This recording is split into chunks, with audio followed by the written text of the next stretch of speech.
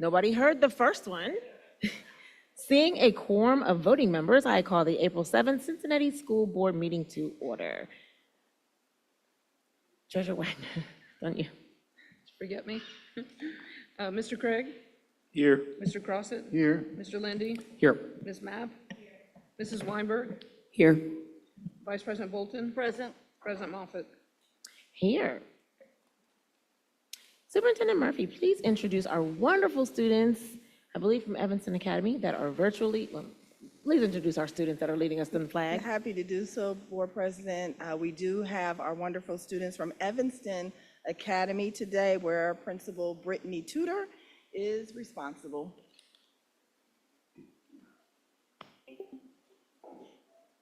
I pledge allegiance to the flag of the United States of America and to the republic for which it stands, one nation, under God, indivisible, with liberty and justice for all. It's a beautiful day with beautiful kids. Thank you. Vice President Bolton, please explain the virtual hearing of the public process. Thank you very much. Members of the public who are online and wish to speak during our hearing of the public this evening may do so by clicking the chat button now. The chat feature will open for your requests for 5 minutes. If you would like a direct response to your questions, please make sure to share your name, your affiliation to the district, your school community, your topic, and your contact information. Thank you. The chair will now entertain a motion and a second to approve the April 7th business meeting agenda. So moved. Second? Thank you.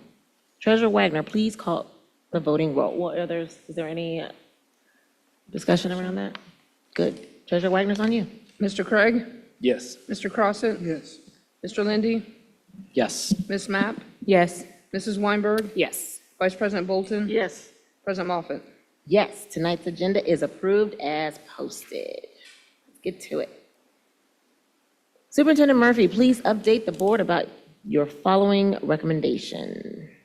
Yes, ma'am. So first up, we have a recommendation for the board following a presentation previously around our athletic directors, I believe is what we're scheduled. Thank you, Rob. And so essentially on the projected item, you see two options for bringing back the athletic directors to Cincinnati Public School. The first option is they would assume a position of school community coordinator. The second option is they would be assumed as members under CAS, our administrator union, so to speak. The additional recommendation is that they would become transitioned into CPS by August the 1st at the latest, and you can see a timeline also presented there. So by August the 1st, 2025 at the latest is what our recommendation is, to bring our ADs back and have them report to the schoolhouse principals. Board members, any discussion or comments or questions? Board member Craig. Let me start by saying I want to thank you for bringing this back to us, and I think you're bringing us a plan of action as to the steps in that process. I would say, like, my initial thought, and I'm trying to remember and understand, so I want to make sure I'm giving the right information, is that they're currently not hourly, right? They're currently salary, based on Salary, what yes. they're getting paid there. So, I mean, I think naturally transitioning them in through a salary approach, because I know the athletic directors do a lot of stuff off schedule, and that did seem to be one of the concerns that were expressed in there, is having them hourly would potentially raise you to having substantial overtime or substantial flexing of needs in some ways that may not necessarily work as well. But the only other question I kind of had in this is just, in that process, at what point do we do or what point would your team be doing that assessment of which schools need what, and like where our athletic directors, what are their needs and skills for the different schools? Absolutely. So they would typically be in our high schools. And I don't imagine, unless there was some natural transition of our current ADs not wanting to continue, but I don't see that we would have a replacement process. So our ideal at this point is the current ADs we have would be the ADs we would continue with. And I must say, since you complimented the work, I do want to credit our athletic director, Josh Harden, and the assistant superintendent responsible for that work, Amy Randolph. And then one other thought, or maybe question as well, is are there any positions that are currently not, or that either are currently not filled or would be expected to not be filled currently, that we would have to start a process for? I do not think there are any unfilled. Thank you. I thought you were here. Hi, Josh. There are no vacancies at this time. Board Member Weinberg. Yes, thank you so much. As Board Member Craig stated, thank you for coming back and giving us this information. I know the last time that you presented, or last time I had questions, so I just have a couple of comments before I get to my question. Well, I'm going to ask my question first, then I'll get to my comment. So on the portion where you have kind of defining option 2, can you just elaborate a little bit more on bullet 3 and then also bullet 4? I'm just making sure to clarify the avoiding manager or director, and then also talking a little bit about this at a lower salary range from what I'm reading. Can you just clarify those two? Yes, ma'am. So currently, our athletic directors are making a salary in terms of what we send to activities beyond the classroom that is not aligned with the CAS collective bargaining agreement. And so what we are approaching them about is creating another level, maybe I shouldn't say a lower level, but another level in order to align with the work that they currently do in their current structure. And that's the only reason that language around the third bullet is there. We currently call them athletic directors, but so that it does not confuse how we currently in CPS think of the director level in CAS, we may need to find another name or terminology for that work, just so that there's no confusion. Okay, and that was going to be my next question in regards to what are you thinking as a possible suggestion for replacing that name of athletic director? But I guess that will come along once we kind of decide something based off of the recommendations that you've given us. In the past, we've talked about, in the far distant past, not only have they been responsible for athletics, but all activities that run through the schoolhouse. So it could be something around activities coordinator or somewhere in that range. Okay, thank you. Vice President Bolton. Yes, thank you very much. And just your last comment almost precludes what I was going to say. But again, years ago, the concept was that the ADs, athletic directors, would be activities coordinators. And as a person that spent a lot of time extracurricular activity, high school, in the arts, and leadership clubs, and all the other things, I would hope that that expanded view would also warrant, the additional responsibilities would warrant additional accountability, but also compensation. Thank you. Board Member Mapp, and then Board Member Lindy. Yes, so thank you for this outline. My question is very similar. So as it pertains to the school community coordinator, is this going to be in conflict with our resource coordinators, or what would this scope of practice look like here specifically? No, ma'am, absolutely not. We put school community coordinator for a couple of different reasons. One, we used to have some of our athletic directors who were labeled as school community coordinators. I will tell you, our team is leaning more towards CAS, but because that has to be agreed upon, I am not yet in a position to simply say that's what it is. And so that's why at this point, there are still two options, but absolutely not to be confused with resource coordinators. Okay, thank you. So I do think I value option 2 best, but in the event that it was to be presented differently with option 1, I do think that there would need to be some type of delineation to make sure that there isn't a direct conflict. Yes, ma'am. Board Member Lindy. Thank you. And I apologize if you addressed this already, Superintendent, but I see option 1, option 2, and then option 1 a second time on the version that's on the screen. Were those supposed to be 3 options? So that was, at one time in the transition, we had talked about, and that's probably simply a typo miss on my part, this was going to be about transition. So in the past, we talked about a transition over a period of years or right away. I, in my opinion, don't think it's necessary at this point to do it over a period of years.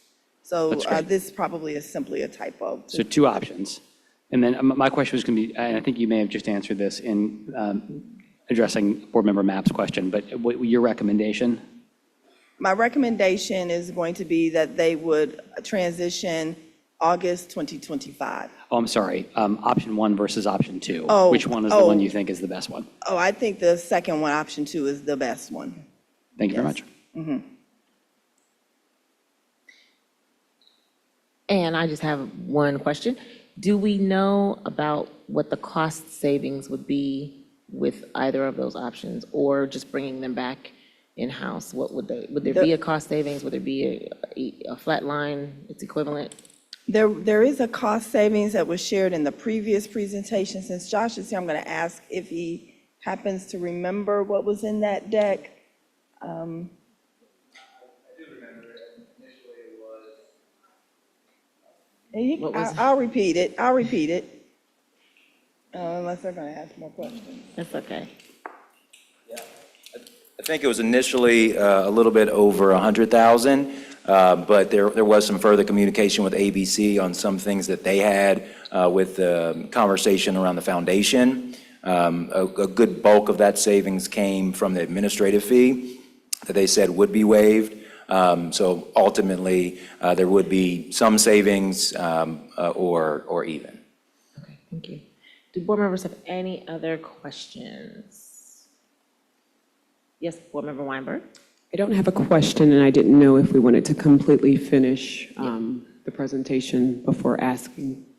So Superintendent we Murphy, can go now. do you need a vote on this?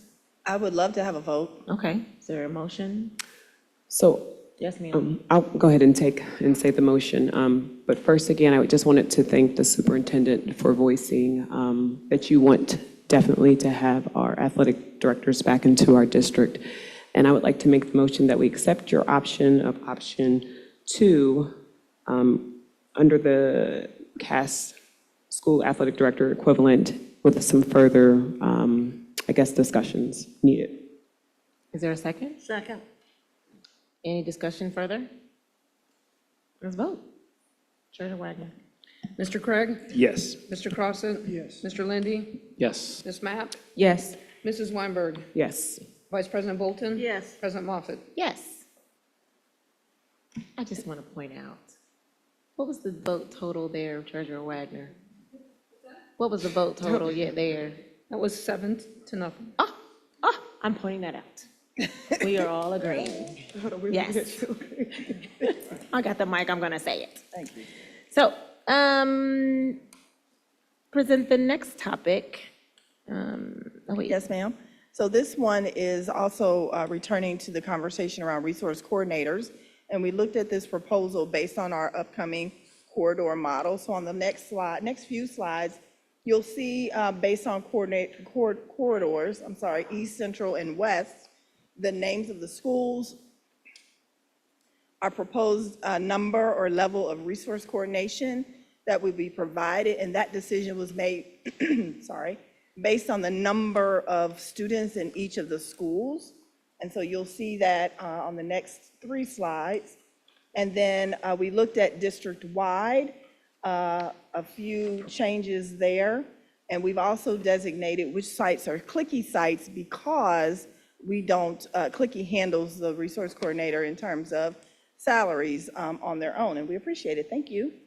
And then at this point, I'm on slide 6, looking at the high schools, and 2 of the high schools are clicky sites, and we would maintain the resource coordinators in the high schools. Superintendent Murphy, can you define what clicky is for those that don't know? Yes, ma'am. That's one of our lead agencies, Community Learning Center Institute, just one of our many lead agencies. And then at this point on slide 7, we are referring to these as growing sites, which what we mean by that, based on the number of students enrolled, we would propose a sharing of a single resource coordinator. So all of those, we haven't figured out which goes with which, how they would be partnered, but similar to other work in our district where we have a 0.5 or half of FTE in a position, this would follow that same model that we currently use in Cincinnati Public Schools. And then where we are proposing that there would not be a resource coordinator on page 8, slide 8, we would not have one at the following locations: Bramble, Gilligan, and Virtual, Riverview East, and the Rising Star locations. We feel really good about the Rising Star locations because Director Brooks currently has FSAs. FSA stands for Family Service Assistants, who will work with the families and make sure that the young people have what they need. With our transitioning Riverview East, we felt that that was rational. With virtual and digital, the number of students and the digital students not necessarily coming into the building is why we are making that proposal. There we are. Bramble, just the size of the building right now perhaps will grow to a resource coordinator, but for now we thought we would be okay. Also, there's preschool. Is there an FSA at Bramble? There is an FSA at the Bramble location because of the preschoolers. Thank you. Do board members have any questions? Board member Craig. So again, I want to thank you for bringing this back to the forefront here, and I want to maybe, I guess, clarify one point and then give a thought afterwards, but there were schools currently, as we are our current setup, who are sharing a resource coordinator or have a non-full-time resource coordinator currently, correct? Yes, those are currently in our preschools with one lead agency kind of covering those, but we're looking at making that edit. And I do think this is an important part of the conversation around resource coordinators, because I think what is going on, and I want to give credit to the staff who brought presentations before us, with regards to, we have to sometimes think about the resource coordinator role in a different way than we historically have had the conversation, because the historic conversation has just been resource coordinator, and that's blanket.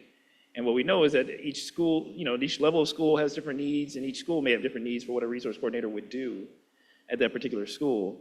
And so I appreciate you taking the time to kind of go through and look at what are those resources and needs. Again, the only schools that would not have some form of services have some other form of support. Yes. Or have, are in a particular situation, especially even with Riverview, there is not a non-reason that the resource coordinator who's working with Spencer could not provide assistance to students who are at Riverview also. Yes, sir. So, I don't know if there's anyone on the list there of the ones that would not have that would be without That's right. some form of support. So I appreciate you bringing this to our attention. Yes, sir. Board member Weinberg. Yes, thank you so much. And I actually was going to ask that same question about if Spencer could possibly share and help out with Riverview. I just wanted to kind of have an understanding on the list that you showed where you have schools that you're deciding on based on how they're growing versus the preschools and the schools not having a resource coordinator. Can you just go into a little bit more of why, Yes, ma'am. the reasoning or the rationale behind both of those decisions? The rationale for preschool. And then one Yes, other ma'am. thing, Yes, and ma'am. then after that, could you just also share your recommendation? I know when you first shared this, you had a couple of different options where it had different months, et cetera. Can you go into that a little bit further as well? Yes, ma'am. So the rationale around preschool is because Director Brooks provides the preschools with that FSA role. We feel that we can basically cover the needs of the children there. In terms of the growing schools, those are our smaller schools where we feel not wanting to pull back completely the resource coordination, but we do feel that we're in a position to share amongst that list of schools, only because of the size. And with the size, what would be maybe the biggest number that you would go? Because as you're showing in this particular slide here, let me go back to it. I think the numbers are, yes. So if they have like an enrollment 323, 302. So if you're combining those, then what's your number that you might be trying to reach towards for them to share? While you'll see a few with a larger number, I would say my number is 350, just based on how we currently, with other roles in CPS, assign a 0.5. You do see one school a little bit higher. When we checked into that, their preschool numbers is something that we could consider. And so that's why those schools are listed. If we're looking at a 350 number for a full-time resource coordinator, which I still think is a little tight, I think it's still a little tight, is kind of where I think I would base that. Okay, and then what was your recommendation in regards to? Yes, ma'am. So my recommendation would be this plan will allow us to reduce our budget for the fiscal year 26 by $700,000. And that is also listed in my recommendations today.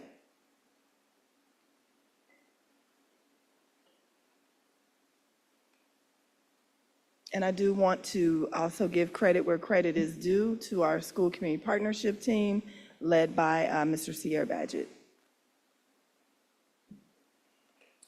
Are you done, Board Member Weinberg? I am, for Okay. now. Vice President Bolton? Thank you very much. In the previous meeting, I think the savings was greater. This, I think, again, I'm a social studies teacher, represents about 17, 18% savings, whereas the other one was 25%. Can you describe Yes, ma'am. why you've opted to save less? Yes, ma'am. So after the original presentation, the feedback that we got was around the hardship going from a 12-month or year-round employee or person to being 11-month would be just really hard to work through. And so trying to be as sensitive to things like that as possible is what changed it from about $1 million, don't kill me, Jen, to the $700,000. Thank you. And there are very few things that we do that are such a signature piece for us. And I also know, and at this point of personal privilege, knows that the superintendent has been very devoted to community learning centers. And so making any kind of cuts, I know, are difficult, but that's where we are, making those kinds of cuts. I do want to also agree with Member Craig that where we may not have a full resource coordinator, that the role that Director Brooks pointed out, but also the idea that where there is not a resource coordinator, that the principal will need additional support in some other way. And I appreciate the efforts that are being made to make this more sustainable, because very frankly, it's only been in the last 2 years that the boards and the administration has actually tried to live by the policy of the board, which is that every school would be a community learning center with a full resource coordinator in-house. So great effort, but right now we're not in that kind of financial situation to do that, but appreciate the effort that's been made. Thank you. Board Member Lindy? Thank you very much. In this proposal, looking to next year, is it the case that all the lead agencies will stay the same? Not necessarily. Can you say more about just how that might So vary? yes, sir, what we also consider in this big picture, you'll recall that twice a year, the lead agency makes an assessment and the LSDMC makes an assessment of the work. And so we consider that as well. And so there may be some lead agencies who do not want to continue with us. We have had that before, and vice versa. Any other discussion? All right.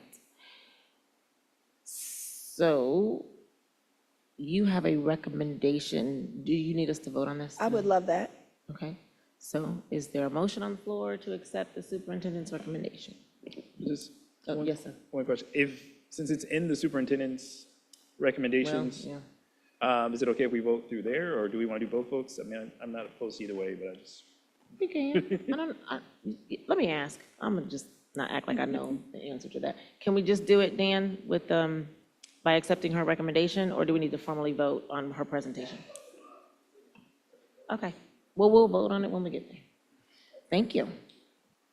Moving on to the next topic. I will present the next topic. Board members, you received an invitation request from, oh, wait.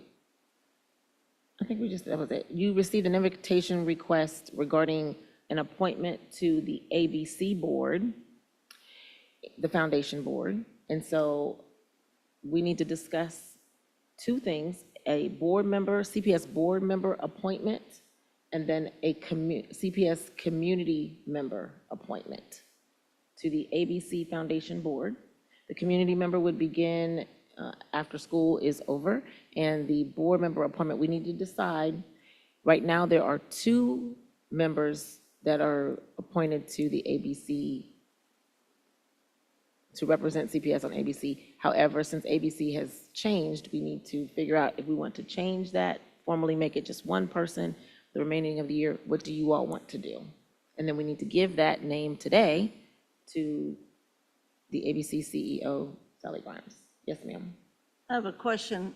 Since it's an appointment of a board member and perhaps a community member, could general counsel tell us whether or not this is the kind of thing we could decide and discuss and then come out and vote on in executive session? Is this a executive material? I would hate for us to start shopping names around publicly if we don't have to at this time. Appointment of a public official is appropriate for exec session, but could also be discussed in public at the board's discretion.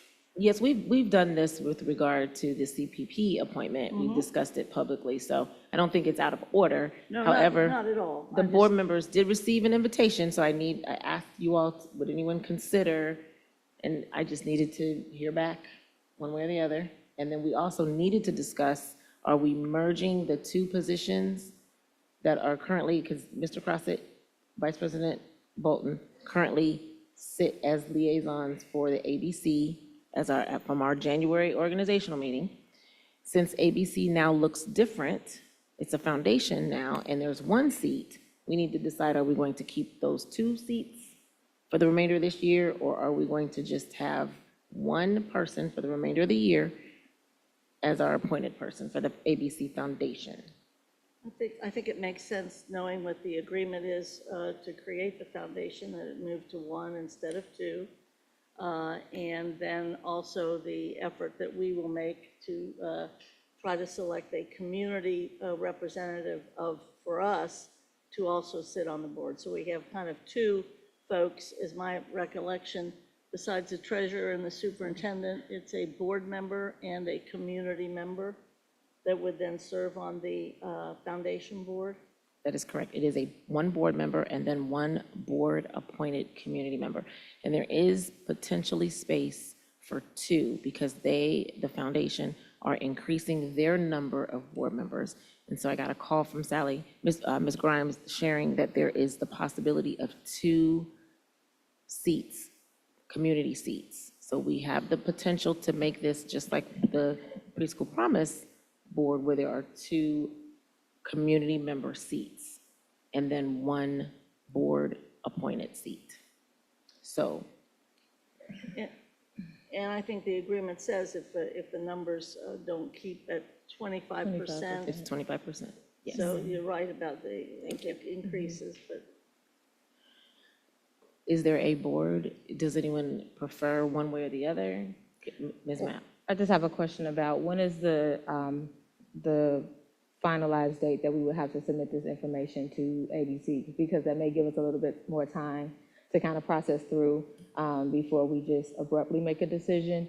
I know that the expectation is to start serving in that position during the summer, but when is their actual date that they need us to submit this information?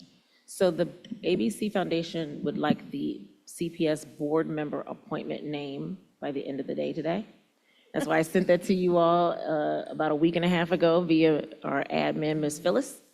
And the CPS community-appointed board seats for ABC Foundation can be done in May, by May. But they would like to they would like to have a meeting, and they would like to know who from the CPS board is sitting on that. So I guess there's two things up for discussion. Would you like to keep the 2 appointed seats that we currently have that were from the the previous ABC formation, and just have one of those 2 choices? Or would you like someone else like to potentially sit for the remainder of the year? I don't think we need to maintain the 2. I'm not, as one of those 2, I'm not particularly interested in being the board member that is on the foundation board. But I would suggest that we do, one of the things that the foundation folks have expressed is an interest in having somebody that's obviously committed to it, but also can meet their qualifications, which in part is being a board member that can generate a great deal of support in the effort. So, but no, we don't need to, and I would certainly suggest that Member Crossett be at least one of the people we consider to be on the foundation board. Is there any interest in anyone else? Board Member Crossett? Sure, I'm happy to serve based on Board Member Bolton's suggestion. Okay. I do have, I had 7 years' experience on the Greater Cincinnati Foundation Finance Committee, and I've had 4 years' experience with the Foundation of the University of Cincinnati Law School, so I have some background in the area. And I currently do serve as an advisor to GCF periodically, so I'm happy to do it. I have some background in the area, if that's helpful. Well, I wanted to open this up to anyone if there was interest amongst other board members, which nobody emailed me back, but is there interest? You missed the email. Was there interest amongst anybody else? Okay, so since Board Member Mapp, were you taking your mic is off? I didn't know. Board Member Gray? Okay, so we're going to, is there a vote to keep Board Member Crossett as the appointed person for the ABC Foundation, for the formation of the ABC Foundation for the remainder of this year? So moved. All in favor? Can we just do that? We have to vote. All in favor? And You probably need a second. she did second. I thought she said. I thought Was there you a was the second? I'm motion. sorry. Was there a second? Second. Thank you. Thank you. All in favor? Aye. Aye. Any opposed? Any abstentions? All right, so good there. And will you all please, now that, Ms. Phyllis, can you send them out a message tomorrow? I need nominations for community members, 1 or 2, for a board, CPS board-appointed community member to sit on the ABC Foundation Board. Some names have been thrown around. Ms. Grimes did mention a former board member, I won't say the name, but who has expressed interest as well. So you all send me names before Friday of potential. We would have to vote. That has to be done in Well, they public. can send me names and we can talk about it at the Okay, next but- meeting, but send me names as the So that assignment. wouldn't be until the 21st? That would be the 21st. But Thank but the ask today is that you Yeah. send me names before Friday. Thank you. Thank you. Superintendent Murphy, please update the committee about summer school. Absolutely. So as a summary from the earlier presentation, a few board meetings ago, Deputy Smith and her team, including Ms. Indalacio and Ms. Campbell, put together a summer school fact sheet. In general, as you look over this, what we're requesting support for is summer school for 3rd grade, for our multi-language learners, and for high school credit recovery.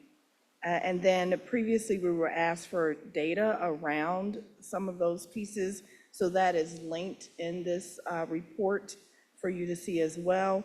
We have also included the potential budget for summer school, which is not at the same level as we presented several weeks ago, as well as potential transportation, and beyond the tassel, possible opportunities where students in the summer could also earn credentials, which supports leading them to graduation day as well. And we are hoping for your support for this level of summer school. Do board members have any questions? Board Member Weinberg. Yes, this was the topic that I definitely had a lot of questions on, and thank you so much for coming back with so much information. I do have a question about the curriculum that we had to put on hold. Will that be continued and included into this? Yes, ma'am. Okay. And then two, as we click onto the data, if you want to pull that up for Summer Scholars Fall Diagnostic Data Analysis, I do have a question on what or how were the students considered to be, you had a number for the students here, a number of students. Is that students registered or is that students who were actually in attendance? Because as I recall, the issue and the problem that we had with the last time we had summer school is that the students were not there. So I am curious, where did these numbers come from for the Absolutely. numbers? We did hear you loud and clear about Yes. that. These are the students who actually attended, and we Okay. wanted to see if it made a difference Okay. based on what they did in the fall. Absolutely followed your guidelines. Very good. So with that, we had 2,522 students who attended Summer Scholars. Yes, Okay. Thank you. yes, ma'am. Board Member Craig. So just one kind of general question or general thought around.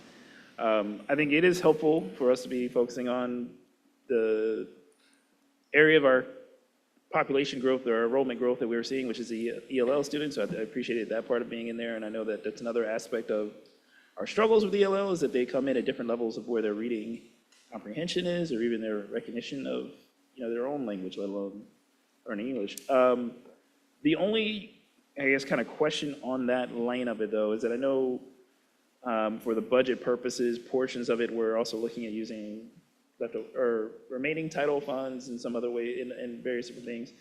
I just wanted to make sure that we are going to be able to have a balance within that and where the locations were selected for each of the schools, because I think that also technically for the students who would be going to it, it's the title dollars follow the student, not necessarily like the student in a school, right? So like if you had students at another school that were not connected. So I just want to make sure that's part of the balance we did when we did the selecting which schools went to where.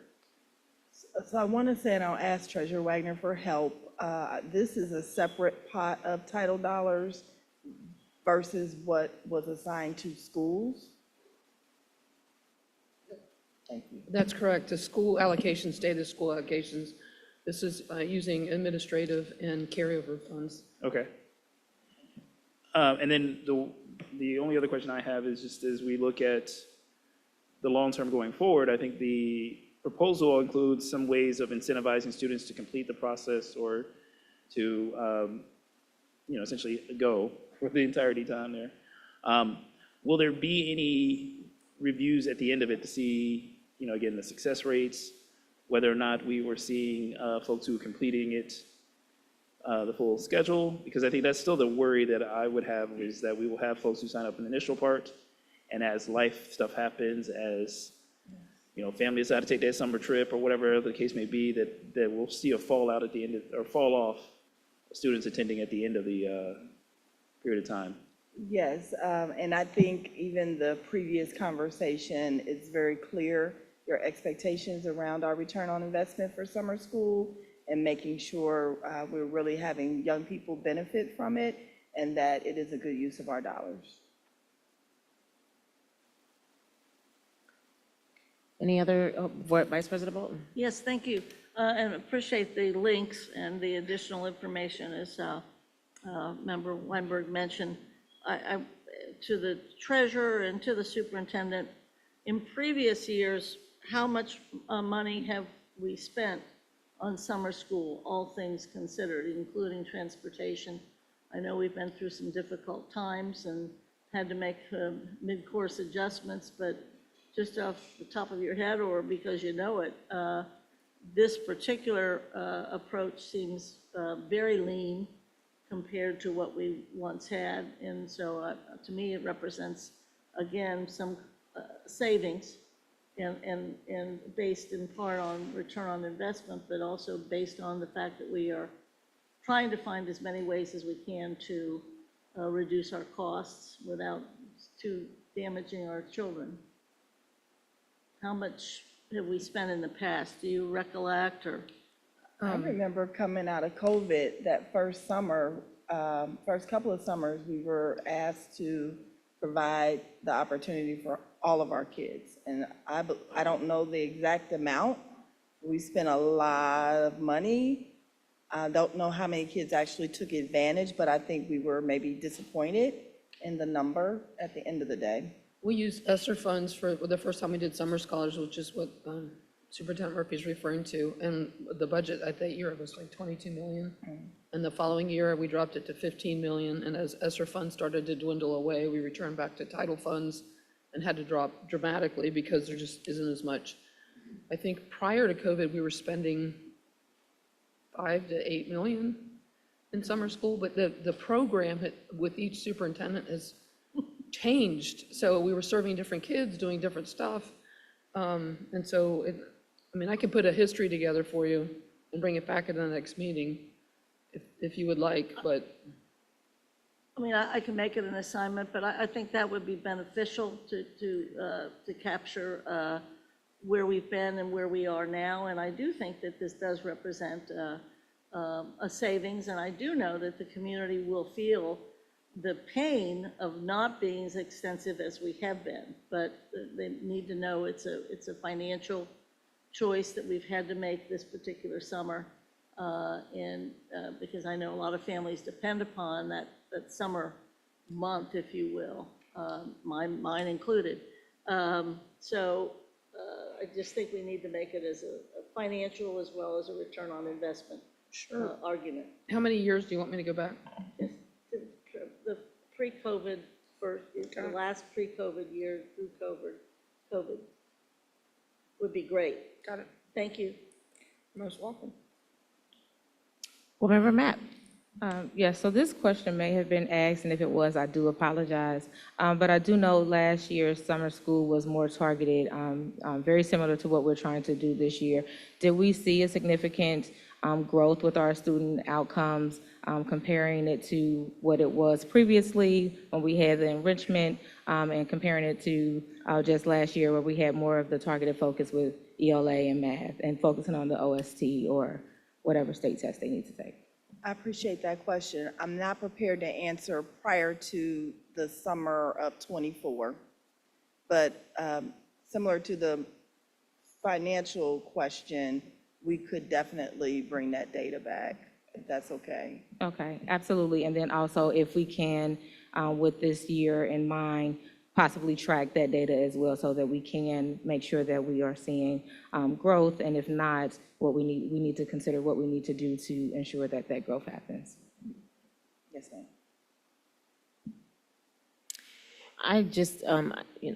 The board members, we will vote on this in the superintendent recommendations. They wanted to get this approved as quickly as possible so that they could order the supplies. I just have a question, since we have recently begun admitting our DON students, is there a plan to possibly utilize the summer months for credit recovery for them? I know, just for the record, we don't have records for the DON students. I know that. And the public hopefully knows that as well. But for those that have come, and you're going to give a report at our Student Achievement Cal meeting, but for those that have come and registered with us, is there any plan to potentially put them in with the summer programming for credit recovery? So they are now Cincinnati Public School children, and they are absolutely welcome and encouraged and reminded to participate in credit recovery for the summer if needed. Would that significantly increase our number by including them? So intentionally? because we're working through the transcripts, knowing how many need credit recovery, I'm not able to say right now. As of last Thursday, we enrolled about 237. So I don't know if I would say significant at all. Okay, I just was wondering, would that change the budget? Yes, That's all. Thank you. Any other question? Board Member Matt? It's just to piggyback off the question that you asked about the Don students. So since they are enrolled, have they already started classes, or is it a time frame in which they'll begin? No, our expectation is they start right away, and as a matter of fact, I'm glad for that question. We are working with our school social workers and have identified about 3 who are going to work with us to follow the Don students to make sure from enrollment to the schoolhouse that there is a smooth transition, a welcoming transition, and that we have what we need to support them and vice versa. Okay, thank you. And we're going to get a presentation. We're going to do all things academic at the student achievement meetings every month now. So that's going to happen on the 16th. Any other questions, comments, concerns?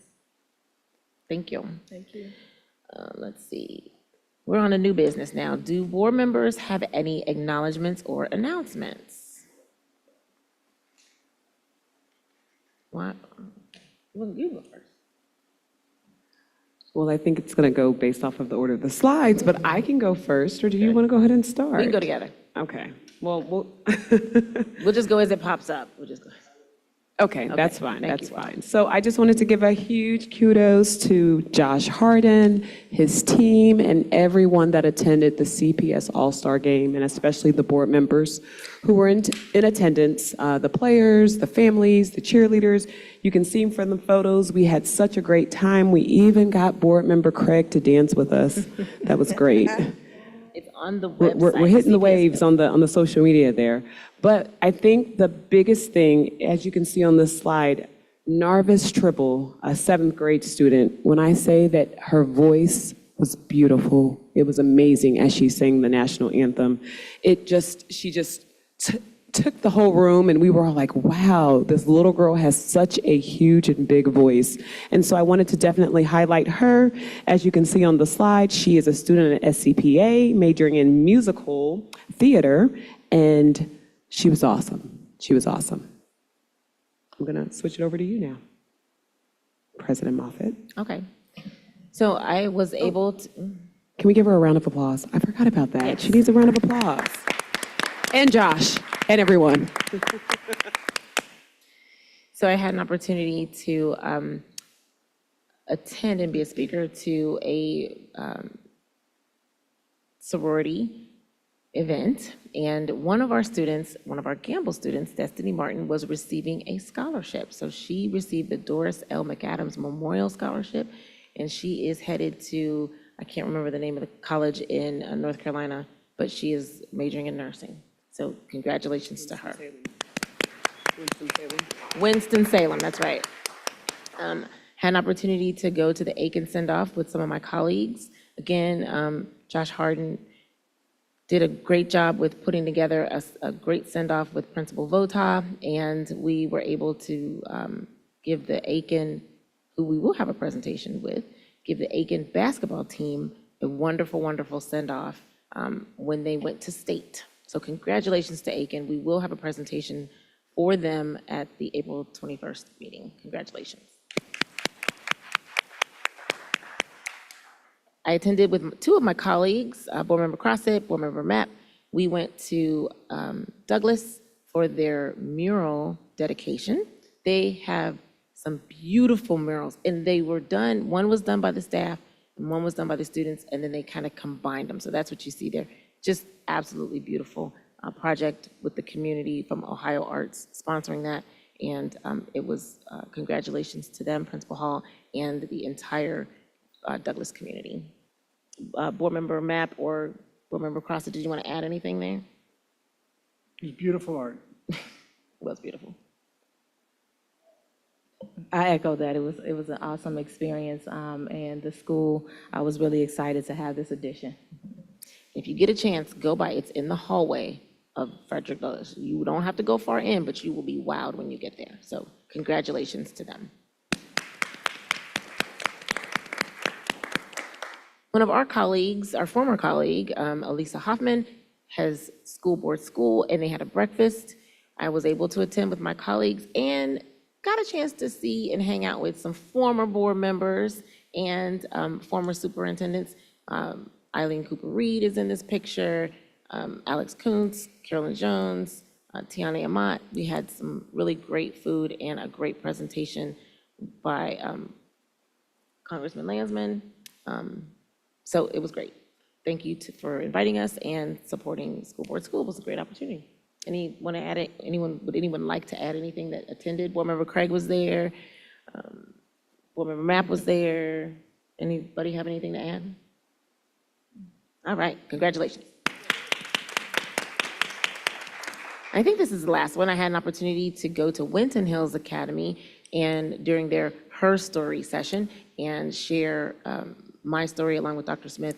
They had women come in, women leaders come in, and who they didn't think were women leaders. And it was actually Dr. Smith's birthday, but they gave us a really warm welcome. So thank you to the Winton Hills Girls Group for welcoming me for the warm welcome.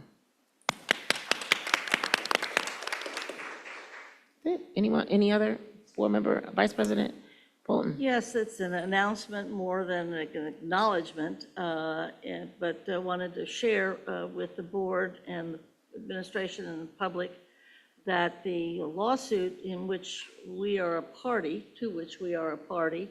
that has to deal with universal vouchers, is going to be having its first real hearings in Franklin County, in Franklin County with Judge Page, and that will take place on the 28th and the 29th and the 30th of April. And I know that the board has been supportive as well as helping with the finances to this date.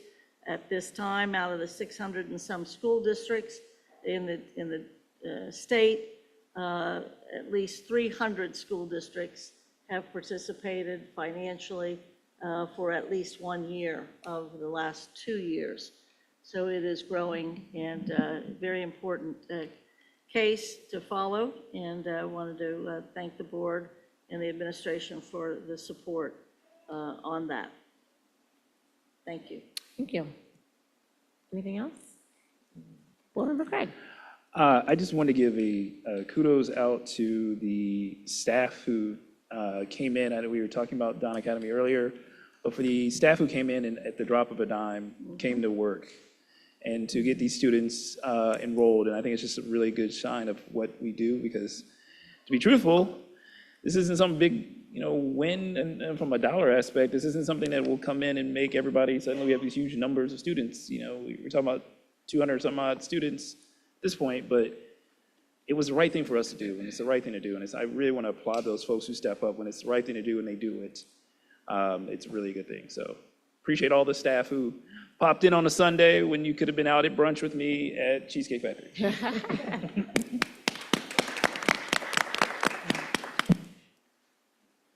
Board Member Mapp. Yes, so I would like to acknowledge Pleasant Hill Academy. They had their Black History program, and it was towards the end of March, but they had an amazing live wax museum, and what I loved most about it was how the students actually dressed up as the person that they were representing, and also how they integrated technology into their live wax museum. So they had actual recordings and QR codes that you could scan and watch the videos of the students. And so I wanted to just acknowledge Pleasant Hill for that. And they also have their career day coming up on April 17th. So I know that the board has been invited, and community, if you are able to attend, that will be great. And then lastly, I just want to acknowledge our students from Jobs for Cincinnati Grads with CYC. So I had the opportunity to attend their career development conference last week. And I want you all to know that our students were amazing. They were phenomenal. And I just want to highlight those particular schools and the categories that they won in, if that is okay. So our prepared speaking, Amir Williams from Western Hills University was our first place winner. So he will go on to compete at state. Faustina Ansar from Western Hills University, she received the Spirit Award from Macy's. So that was an amazing accomplishment for her. And then the cover design, we had Western Hills come in first and second place. Video presentation, Western Hills in first place, and Hughes STEM in second place. Students for service, Western Hills first place, Aiken second place, Hughes third place. Financial literacy, Hughes first place, and then, or excuse me, Hughes third place. Career presentation, Western Hills first place, Hughes second place, third place was Woodward. And so there's a whole host of categories, but I just wanted to highlight the amazing and outstanding work of all of our students. And another thing about that experience, there were several schools and districts that were represented, but to see the pride in all of the students and just to see them celebrate one another was so awesome to see. Good, thank you.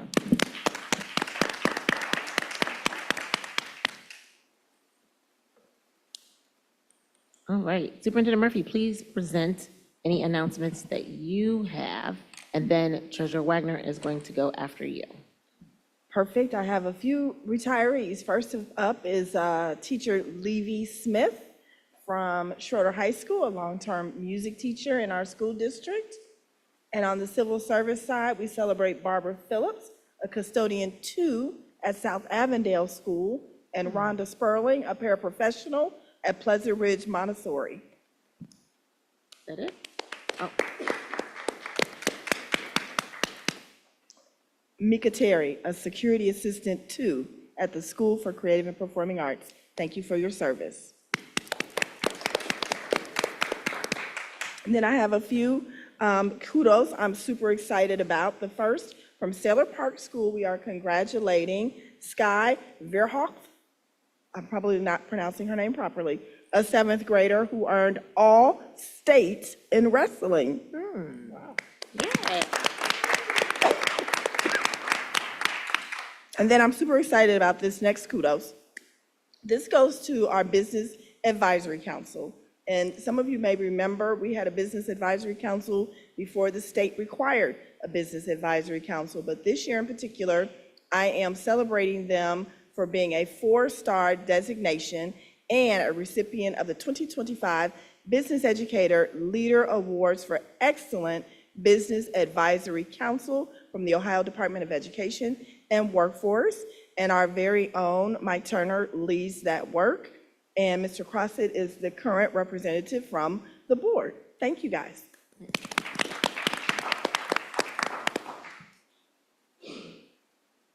Treasurer Wagner, I understand you have some kudos to present as well. I do. I have two good newses. The first one being celebrating our partnership with Children's Hospital. They are Impact U is a class. I forget how many sessions it is, but it's a big, huge commitment where they're teaching our staff members how to do process quality improvement. So they teach them the tools of the process. And so this year's class, we had 4 of our administrators there. I sponsored 2 of them. So you have Adam Gutner is on to the left, Vicki Graves Hill, Tyler Idlewine. I'm sorry if I apologize if I messed up your last name. And then Michelle Harris is our payroll supervisor. So they all graduated. There's a picture of the total class with Dr. Rob Kahn, who sponsors this, off to the left. And so I have now had 8 people in my department trained in this, and I have 9 QI teams going, and they're doing amazing work. So, and the philosophy is the more efficient we can be in our processes, there's more dollars back into the classroom. And so we've seen some great stuff. So that's the first one. Clap, yes. I'm actually trying to talk them into taking 5 more of my staff members at the next one, or coming and just doing it on site for us. Yeah. And so we can add more people across the board. They'll only do 24 students at a time. Okay, so next slide. So we had our audit was publicly released, our fiscal year 24 audit, and there's 2 things to celebrate on that. One is we did have a clean or unmodified opinion, no management letter, no verbal recommendations. So yay, everybody. Yay. And then they started a couple years ago doing ratings on how we commit to, or how we comply with public records sunshine laws. And so they look at these 7 things during the audit. They look at these 7 things. I won't read them all for you. But if you see on the next slide, this is their rating. So you can go from 1, or non-compliant completely, 1 up to 4. And on the next slide, you will see that we received for the 2nd or 3rd year in a row 4 stars. And kudos to Dan Hoying, because this is all about his work. Good job.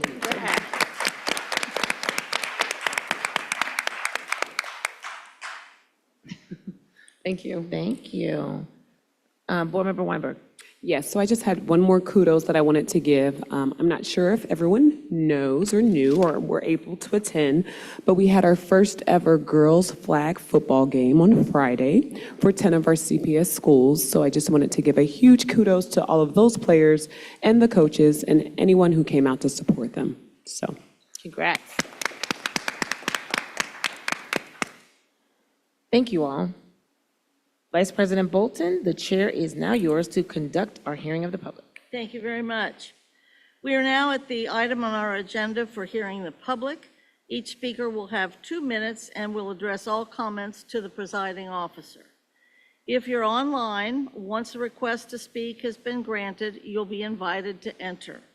You should click on the camera icon to go interactive. Provide your name, your affiliation to the district, your school community, your topic, and your contact information if you would like to have a response from the administration or the board. This request is consistent with the board protocol, and we appreciate your help. In the unusual event that someone is not willing to follow this protocol, we reserve the right to end that person's time. Again, each person will have 2 minutes to speak. When the timer goes off, your time is up. Please refrain from discussing any personnel matters. And after speaking, if you're online and you'll briefly be able to see the welcome screen again as you transition back to live stream meeting. Finally, we ask that your public commentary be respectful to all listeners. And at this time, we have 7 in-person speakers. And Rob, how many online speakers do we have? Madam Chair, we have 3 online. Okay, so.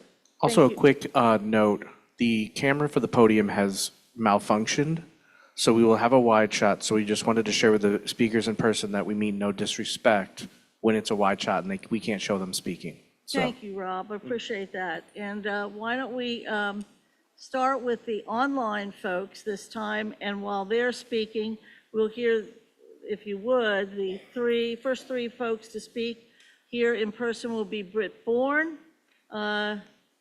Shayna Smith, Tage James, and Rona Jenkins, and Zion James. If you all would come to the seats in the front and be ready, and hopefully it's sort of within that order, and if not, we'll take you in any order we can get you. I'm glad you're here. Rob? thank you. Our first online speaker tonight will be Angie Wilson. Angie, you can go ahead and unmute your camera and microphone. Hello, my name is, can you hear me okay? We can, go ahead. Okay, my name is Angie Wilson. I'm the parent of a 7th grader at Spencer Center and the PTSO interim president and vice chair of our LSDMC. I just wanted to take a moment to thank the Superintendent Murphy and the board for recognizing the value of our resource coordinators. As you know, I've always been a cheerleader for them, and for protecting their jobs and salaries. When that came up for discussion again, there were a lot of us that were worried, and we are so grateful that you have made the decisions that you have to protect their positions. We really do value them at Spencer Center.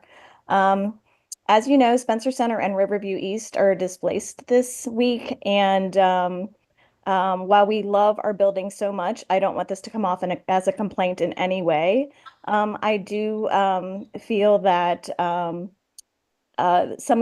we're just a bit surprised that the flooding has happened twice in the last couple of months, and it might be something that the board could consider for the future, as far as possible alternative location other than Jacob Center, or something creative like a pedestrian bridge that could reach Spencer Center so that we don't have to close down the facility. So just throwing that out there, if this does continue to be an ongoing issue with some of the climate issues that seem to be more frequent. And just again, that appreciation for our resource coordinator, who during our move this week went out and purchased recess equipment for our kids because there was nothing at the alternative location. And just a shout out to Karen Hordinsky at Spencer Center for doing that for our students. And again, thanking you for recognizing her value. So thank you. Thank you. Thank you. Our next speaker will be Herschel Daniels. Herschel, you can unmute your microphone and go ahead. Can you hear me? Yes. Thank you. My name is Herschel Daniels. I own the company Herschel Daniels Jr., which is a for-profit company, and I also head the Cincinnati Empowerment Corporation. We just completed a meeting with over 1,200 people from 700 organizations around the United States to National Community Reinvestment Coalition. And the great news is that PNC Bank, like the other banks, did not walk away from their community benefit agreement. In this case, I'm looking forward to giving an update to the staff of the Cincinnati school system as a follow-up to our January 17, 2025 meeting, and which was the introduction to our proposal to establish a partnership between the district and the companies in the Buckeye Black Chamber of Commerce that support our work in the United Nations around the historic work at the Transforming Education Summit and the recent Commission on the Status of Women. And the next week, the upcoming UN Permanent Forum on People of African Descent, where we can create in Cincinnati a statewide model by creating a chapter of the UN Association that would bring all the work of the United Nations down home to Cincinnati public schools and creating for the business world of over 17,000 companies that are already in the United Nations in a compact, bringing them to focus here in Cincinnati, where those companies can use their skills and support for the PNC utilization that they have $25 billion left in their community benefit agreement. And it's our plan to use that for Cincinnati, for their, not only the employees and members of the community, to benefit the students in creating for them the ability to create intergenerational wealth. Thank you, Cincinnati Public School Board. We That look is forward to working with your staff. Thank you. And our last online speaker, Tyree Gilbert. Tyree, please go unmute your camera and microphone. You have 2 minutes. All right, how you doing? My name is Tyree Gilbert. I'm the band director at Woodward High School. I just want to throw out some information real quick. The Woodward Band has been selected to perform in Atlanta, Georgia in May 9th through 11th. And also we have been invited to perform in Hawaii this upcoming December. We're looking for donations and any support. That way, you got a check or whatever, you can have it made out to Woodward Band and bring it over to the high school. Also, I want to give a shout out to the All City Marching Band, along with our dancers that participated in the Cincinnati Reds Parade. We had over 125 kids that participated in the parade as well. Music is alive in the district, and if you want to support our programs, you can come see the directors and all that. And that's basically it. Appreciate all the support that the district is giving us. Thank you.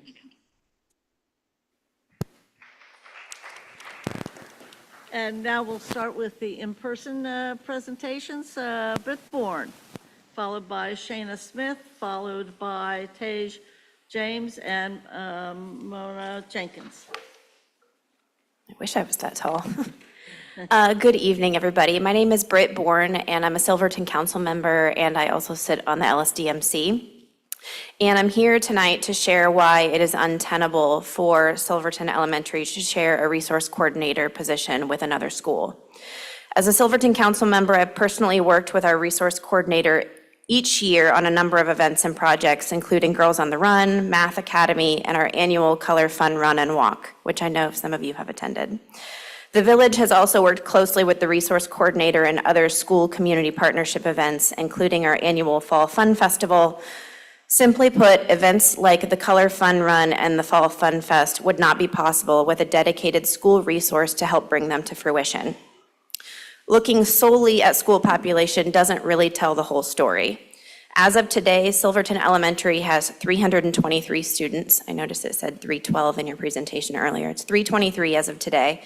And I suspect that Silverton has more events, projects, and partnerships with the community than many other schools of our size. Asking us to share a resource coordinator with another school almost guarantees that either Silverton has a less than part-time resource coordinator or the person filling that position is overworked and overwhelmed. In either case, the student and the community will both suffer. So I ask that Silverton Elementary maintain an individual resource coordinator and not a shared position with another school. Thank you. Thank you. Shayna Smith.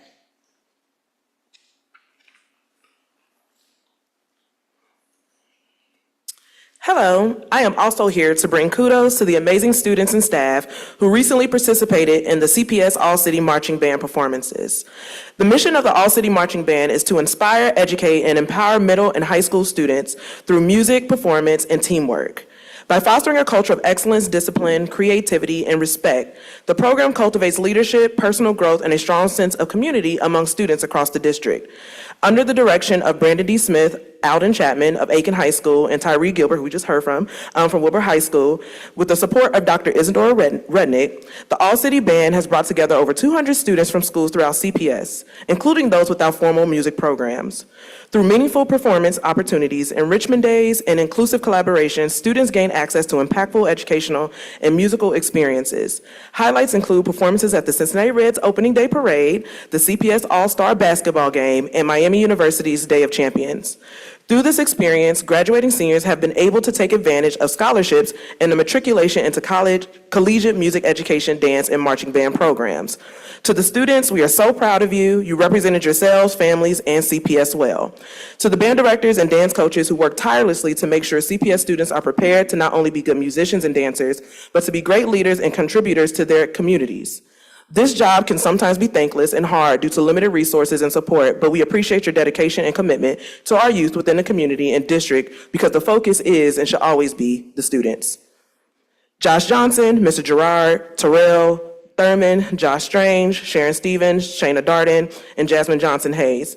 There is significant talent in both student and staff alike in the city of Cincinnati, and we are proud to say they come from CPS. The future of our nation depends on providing our children with a complete education. This also includes music.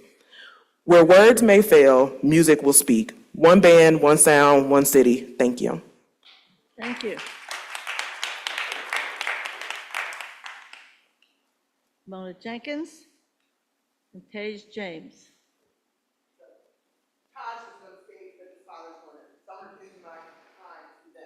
Okay, thank you. His name is Taj James. Taj James, thank you. Go ahead. Do I still say it? Yeah, just go ahead. My name is Taj James, and I'm a fifth grade student at Frederick Douglass Elementary. I don't have much to say, but all I want to say is that I would like to stay at Frederick Douglass for my sixth grade year and not for the change that is recently happening for Cincinnati Public Schools, making elementary schools K through 5 and not K through 6. Thank you. And I'm his father, Christopher James. We've still been unaware. I'm part of the LSDMC at Frederick Douglass, also the Parent Teacher Association. And the fifth grade parents are not aware of anything, busing, if they're going to South Avondale, none of it. We've not been aware of it. Now, Douglass, they know everything, that they have Evanston Academy coming over. They just had open house that we attended. But as far as the parents being notified by South Avondale, we know nothing. We have not heard anything. So just want to thank y'all for your time, and hopefully that we can, like my son say, keep Douglass K through 6. Thank you, Mr. Thank you. James. And thank you, Taj. Next, we have Zion James, and after that, we will have Diane Rosenberg and John Zinser, and then President Sellers. Welcome. Hello, my name is Zion James. I'm the older brother of him, and that's also my father. Currently, I am a freshman at Mount St. Joseph University. I graduated last year from Winter Hills High School, and I also went to Douglass and graduated in 2018. I want to come up here and also support my little brother in his journey. Who I graduated from Frederick Douglass, and I went to the sixth grade, and the partnership between the sixth grade and to Winter Hills to where he now wants to go. I know how strongly the sixth grade and how important the sixth grade was, down to the teachers like Ms. Collins, who is currently still a teacher. And I know the importance between the sixth grade and how great of a connection it was with the programs like Driven and the current programs that they have with Walnut Hills. I want to say and ask that hopefully you guys can keep the sixth grade, because I don't want to take away the bond between the students who've been there since kindergarten to the sixth grade, and I want to keep them together. Thank you. Thank you, Mr. James. Diane Rosenberg. Superintendent and board members, thank you. I am here as a lifelong Cincinnatian, attended Cincinnati Public Schools, and feel like there are some wonderful things going on in the schools. But I want to give you a heads up about a development that's happening in my neighborhood in Hyde Park that has me concerned about the safety of the children at Hyde Park School. It's so cool to live in a neighborhood where you see kids walk to school. I mean, you know, it's in this techie world that we live in. That's a very special moment that parents have with their kids, they have with their fellow neighborhood friends, and we have that in Hyde Park. I am one of many people that are opposed to a development that's been proposed on Edwards Road, which is just a half a block away from Hyde Park School. And the development is something that has not been through proper channels. And my friend who is with me today will mention some of those things after I finish. But my point of being here is that as our leaders of our public schools, I thought you should know that this is going on and that this is something that you will care about because you're leading the public school district. So I thank you for your time, and I'll turn it over to John. Thank you, Ms. Rosenberg.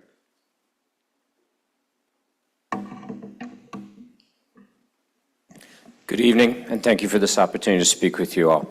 I'm coming forward. My name is John Zinsser. I'm with Save Hyde Park Square. I am coming to you to both lend a hand and ask for your help. This situation that my colleague has just spoken about presents real danger to the children. I know you all picked this subject up last month in your meeting, and I'm really looking forward to next week on the 16th when you're speaking in a joint session with City Council.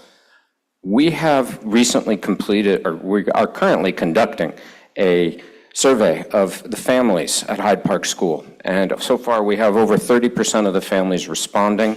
We have a margin of error on this of less than 5%.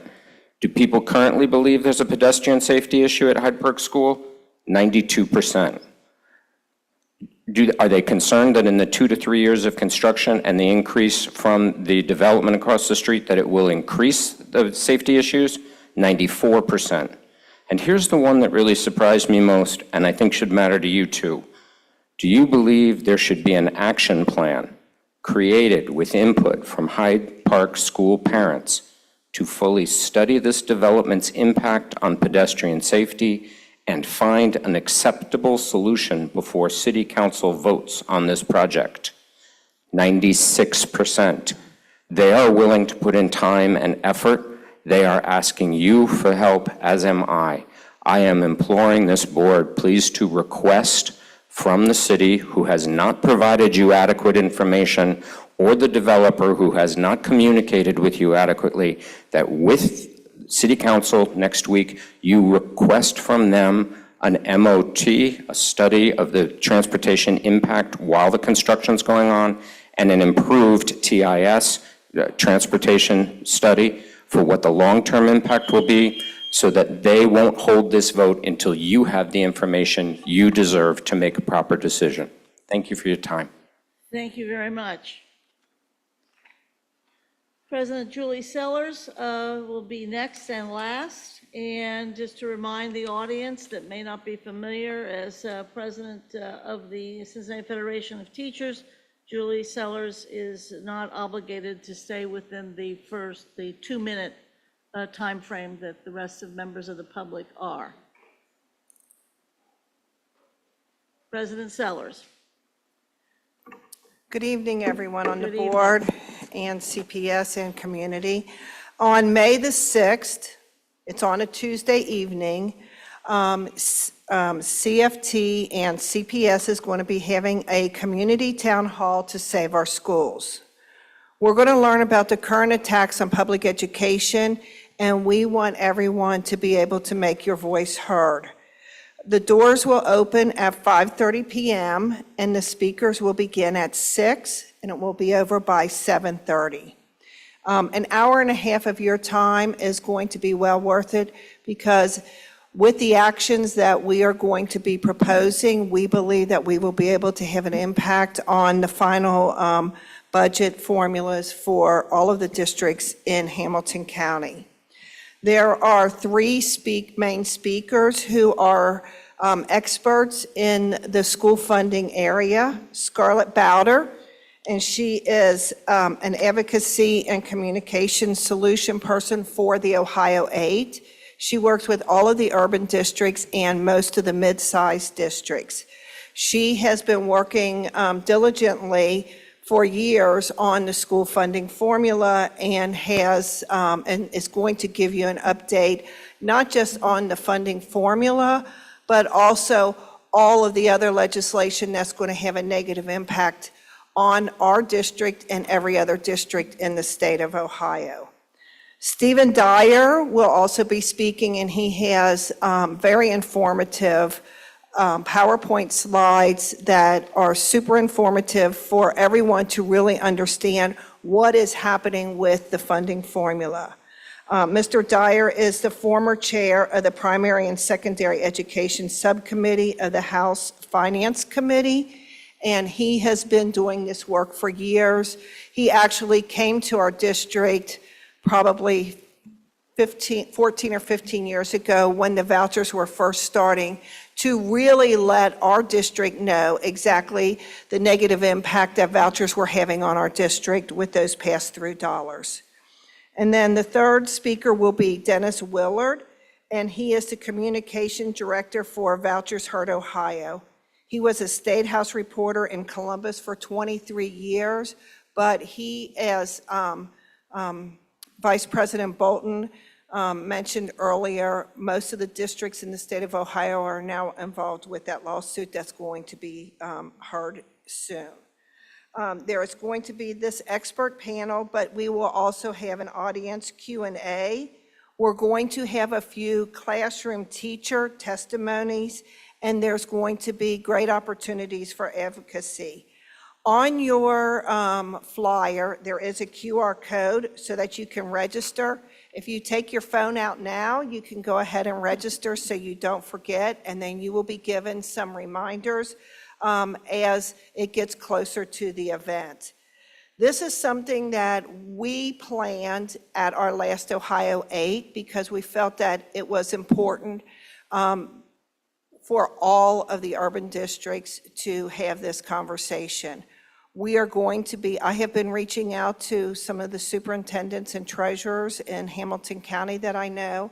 I know Superintendent Murphy is also reaching out to the other superintendents in the county, and Treasurer Wagner is going to be reaching out to other treasurers in this area. Regionally, this has to be done for all of us to help all of the schools. If something does not change with the funding formula, we're going to see more and more school districts in not just Hamilton County, but across the state that are going to be going into fiscal emergency and bankruptcy and possibly closing and merging. So I think it's important for everybody to come out, hear from the experts what this budget is going to do to our schools, and it will be informative. Please, please, please share this, and we can send it to you electronically so all of you can share it on your social media, because I know everybody on the board is active with their social media, but this is something that is going to have an impact on every student, not just in Cincinnati, but in the state of Ohio. So thank you. Thank you. And that concludes hearing of the public. So thank you. We are excited to enter into our presentations. We have Shara Fisher Jackson, I don't know what's wrong with me today, Executive Director of the Cincinnati Preschool Promise, along with Board Chair Micah Camras. Superintendent Murphy, please introduce the following presentation. Well, yes, ma'am. So at this time, we'll have Ms. Fisher Jackson come on down to the microphone, to the podium. Okay, all right. Well, we're happy to have you as well. Thank you so much, Dr. Moffett, and all of you for making time for us this evening. This really comes as a follow-up to a really wonderful meeting Dr. Moffett and I had, which is, I think, continuing in a line of my predecessors and hers, continuing to be in dialogue about the partnership between Cincinnati Preschool Promise and CPS. It's been, I think, more than a year since we've been back with you all, since we revised the master agreement and have been moving forward. And we have been really proud of the work that we have done to continue to serve the community. And actually, Vera comes to every one of our board meetings and presents all the great work that you all are doing too, which we really do appreciate her attendance at those meetings. What Dr. Moffett and I discussed was that it's getting time to make decisions about the levy, and that was something I understand you all will be discussing tonight. And Dr. Moffett asked, and I graciously, I really am grateful for the invitation to get to just share our thoughts on the levy. It's kind of wild to me as someone who was around for the initial efforts that were coming up on close to 10 years now, or I guess getting to the point of 10 years of Cincinnati Preschool Promise, and proud of all that we've collectively achieved, and starting to think about the future. I have reviewed a number of the slides and options that you all will be seeing, I think, in the next discussion about what you will get to the decision to be made, and wanted to just share some of the general thoughts about this from our board. Dr. Moffett conveyed to me that you all will have a number of discussions and opinion on it as well. So just wanted to share what we're thinking. We are cognizant of the fact that the money dedicated to preschool expansion is less than a third of the dollars of the levy, and the money that comes specifically to Preschool Promise is less than 20% of the levy funds. But understand that we play a large role in it and are grateful to get to share our views. It's my general understanding that one of the key decisions you all will be discussing is whether or not the levy should be increased or renewed at a similar amount. And I know there's some, I'm not a technical expert in this, and there are some other things beyond that, but that was kind of the first discussion point. In conversations with a number of our team members, we have kind of come to a couple of different items of consensus. One, we are of the belief that $15 million collectively between CPS and CPP is not sufficient to continue to serve the needs of the preschool expansion efforts and expanding quality preschool in this area. And two, we are also of the belief that while more funds are going to be needed in the future just to maintain kind of the same service levels and quality that we have, that we don't think this is the right time to go ask the voters for more. Our general view, and we understand that it is your decision, but appreciate getting to share our view and to partner on this. But our general position at the moment is that we would like to go for a renewal at this time. That's something that we would encourage you all to do at a similar level, at the same level, I guess is a more precise term. But we also do very strongly believe that there will be a better time in the future to go ask the public for additional support. We have found in our years of going to the voters that Preschool Promise is wildly popular with the community. We do believe that more funds will be needed, and that for a variety of factors, a lot of which completely out of our control, this just isn't the right time to ask the community for increased support. But we do want to continue dialogue with you all and ask and seek the right time to ask for additional support. With that, I understand another one of the questions that you all will be discussing is, should this be for 5 years or 10 years? kind of part and parcel with that conversation of wanting to continue dialogue about when is the right time to ask for increased support. We would prefer that this one be a 10-year option, and to give us kind of that long-term certainty, but also work with you all. I know in the slide, kind of the life cycle levies you all have, and feels like there's something to the ballot somewhat regularly, and continuing to work together to find the right opportunity for that. So I know you all will have discussions tonight about this, and I understand the timeline over the next couple months, and Dr. Moffett and I agreed that we would love to eventually get to something we've done the last 2 times on this, which is having a joint meeting to adopt a shared resolution, and that's something we'd love to do as well. In delivering this message tonight, our board, certainly you all are closer to the electorate than we are.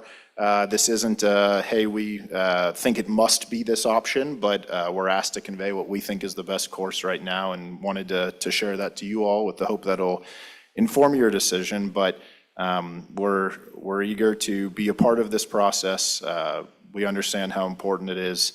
We think a renewal for 10 years is our preferred option, but also a desire to continue to work together in the future as the master agreement contemplates on these types of issues, to find a time, hopefully sooner rather than later within those 10 years, to go ask for additional support, because we believe the community will need it.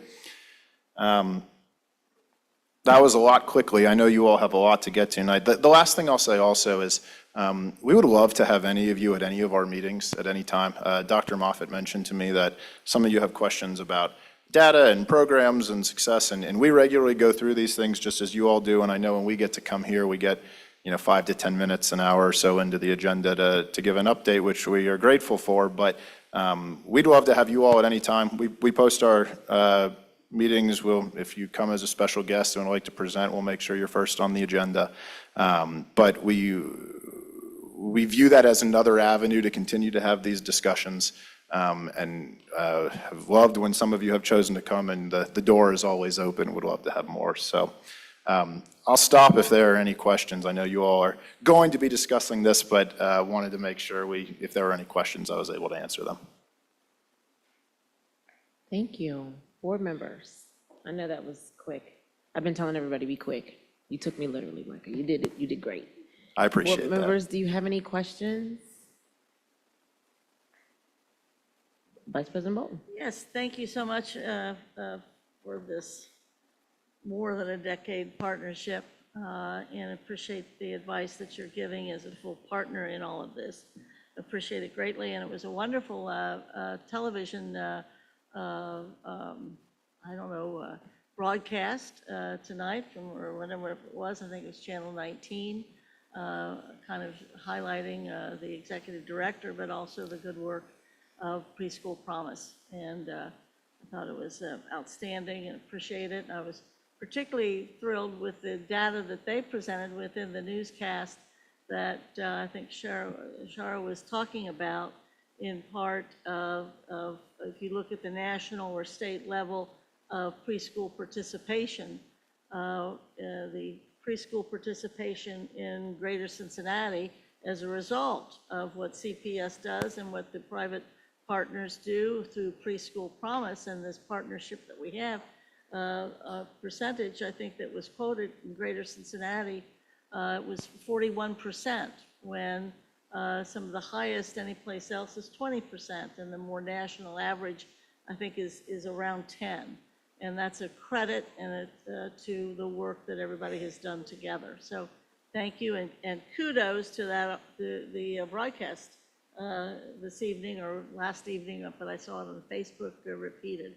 So very excited to have your advice. Thank you very much. Thank you. We appreciate that, and our team, our board is very proud of Shara and the entire team and all the work that they do. So thank you for that. Any other questions? Well, thank you. Thank you. We appreciate it. You're very welcome. The little people are always my favorites. So when we're talking about littles, the land of the littles, Vera knows me well. That's my favorite topic. Those are my favorite people.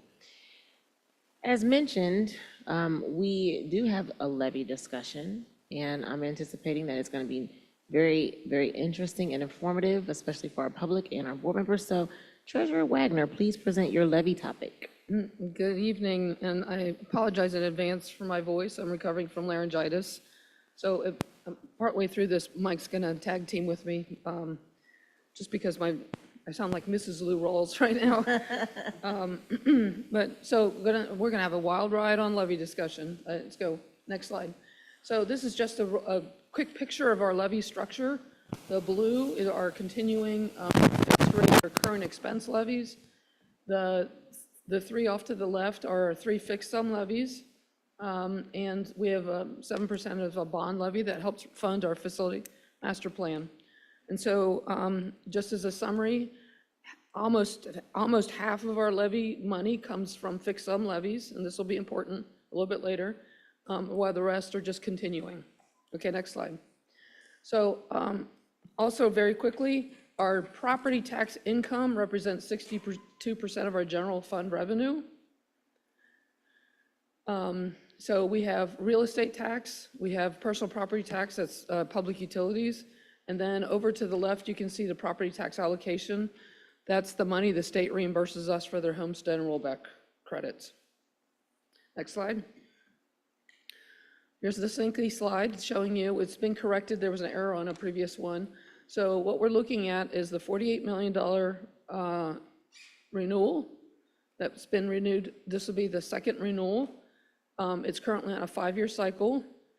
And this shows you the blue line that shows you what would happen if you went on a 10-year cycle. We wouldn't come back up for renewal until 35. Your next renewal comes in 29. This is where the previous error was. We were pointing to 28 instead of to 29. And then the red one was the most recent one. The $51 million is on a 10-year cycle, and that comes up in 32. So the green circle, 2031, I can't believe I'm saying 2031, is when the bond levy expires. So December 1st of 31, we'll make our last payment on the bond levy. That's something to celebrate when you get there. You're getting close. So tonight's conversation is really circled about what's the November levy and maybe in your longer term view. So next slide. So here's your timeline, your deadlines, right? You have to have your first resolution that states the need for a levy done 100 days before the election. So your deadline for filing that is July 27th. We typically do this in the April-May timeframe, so we're right on target. And once I send that, certify that, send it to the Hamilton County Auditor, and they certify the millage and the ballot language. They have 10 days to do that, so they send it back to us so we can do the adoption of the ballot language as a resolution. And then by 4 p.m. on August 6th, Mr. Hoying and I will drive up to the Hamilton County Board of Elections and file that resolution, and then we can get our issue number. Next slide. So the long-term landscape, you have 3 needs. You have operational needs, what Mike had just kind of referred to, in addition to our growth in revenues not keeping up with the rate of inflation. And so we're out living our annual revenues. You have the long-term facility repair needs that's somewhere between 170 and 200 million, depending on construction costs. And this relates to our facility master plan buildings that are now 20 years old and need new roofs, coolers, chillers, HVAC systems. And so there's a 5-year implementation plan that adds up to 170-ish million. Then the third need is your longer-term growth plan. Phase 3 has about a $200 million in construction costs. That's actually, that has a little squiggly mark because what we moved out of phase 2 on the career tech growth for cosmetology, auto mechanics, those have construction needs as well. So that have to go into the longer term or some other kind of unique funding. So that's kind of the long-term picture. Next slide. Here's your options for November. You can renew at 48 with the 5 years. You can renew at 10 years. You can renew with an increase, although I know that's not very popular, up to 10 years. One of the things I was researching on for you is you could do a replacement, but that's maybe because there's a bill that passed the House eliminating replacement levies, and it's sitting in the Senate right now. So if it passes, they're discontinuing the option to do a replacement levy. I'll go into the differences between a replacement and a substitute in just a second. Your next option is to do a substitute levy. So the advantage of doing that is it renews at the same, but you get additional revenue for the new construction that's happened and any expiring tax abatement agreements. Next slide. So the difference between a substitute levy and a replacement, the substitute is what I just mentioned, you get new growth. A replacement levy goes back to the original millage against the current values. So it will actually increase revenue for us, but it also increases property taxes. So this is the one that's subject to House Bill 34. So we're waiting to hear what the Senate's going to do. Next slide shows you an example. So we have 3 fixed sum levies that if we were to renew them as replacement levies, the 48 million was originally approved at 7.93 mils. It's currently, because of House Bill 920, the House reduction factor, so that property taxes don't grow with inflation, the current actual millage is 5.23. So it would automatically increase tax bills 2.7 mils to generate almost $24 million in annual revenue for us if we were to switch that levy to a replacement levy. And then I did it for the other 2 fixed sum levies. So if we did all 3 of them, we could actually increase our revenues quite a bit. But it would be painful for the public. An income tax levy is something more long-term-ish, not for November. You can talk about whether you wanted to do traditional income or earned income, and then we calculated what the value. So 0.5% on the traditional side would generate $64 million. And this is for residents only, not people who live outside and work here, work in the city. This is just residents' income taxes. A 1% income tax levy would generate $129 million annually for us. And then if you just looked at earned income, 47 and 95 million respectively. And it could be for a number of years or a continuing levy. Next slide. So other considerations are unvoted debt, except that you're subject to some debt limitations. We would have to have Brenda Weimer come in and do a bunch of calculations for us. You can borrow against your pilot payments or future revenue streams. And that might be a consideration for the career tech expansion, because it could be a short-term borrowing. New fixed rate, because of the 20 mil floor calculation, a new fixed rate millage would hurt us. So if you were to do, let's just say a $58 million levy, you would only net out 23 million because we're under the 20 mil floor, that levy would take us above the 20 mil floor, so we would lose that revenue that we're already getting. And then just another consideration is that you have some board elections in November 25. Next slide. That's the end of the levy conversation. I just pause for questions. I have some other things to share with you tonight, but we'll just pause for feedback. I really think in the next meeting or two, we need to do that resolution, choosing what direction we want to go in. Board member questions? Board member Craig? So I will say we've had several conversations in budget, finance, and growth around our options, and I think there is certainly reasons to do both, right? And I think one of the concerns that I have with us lending ourselves to the philosophy of staying where we are is that we're, in theory, going to have to make some substantial cuts in future years. That is something we have not, as a board, been very good at doing, and making those decisions on those cuts in a timely manner. So I have some worries because the dollar figure, we've talked about this before, the dollar figure that that 48 million paid for is now closer to around $65 million of buying power, or what it pays for now was closer to what would have been 65 million at that time. And so in order to buy the same exact thing, you need more money to do so now than you did then, and you'll need more in the future. So it does lend me some concern with us staying with it, because if we do a 10-year we're there for the 10 years that we kind of have the levy there. And so, but I do want to ask the one question around the possibility of the laws and legislation affecting kind of how we will think about future levies, more so maybe than this one per se. Right, so in the next couple of slides, we have an update on each of the House and Senate bills that have financial impact on us. And so we can skip forward a few slides if you don't mind. Keep going, keep going, keep going. There you go. I have a question, Jen, Okay. before you talk about that, just Okay. about what you talked about. So before we get to that part, let me let Board Member Lindy go first. Go ahead. Oh, I'm happy to follow. Okay, I just had a question around, can there be an income tax levy and a renewal on the same ballot in the same year? You can put more than one ballot measure on. The likelihood of passing either or both is hard. So when we've seen school district do 2 levies at the same time, one of them always loses.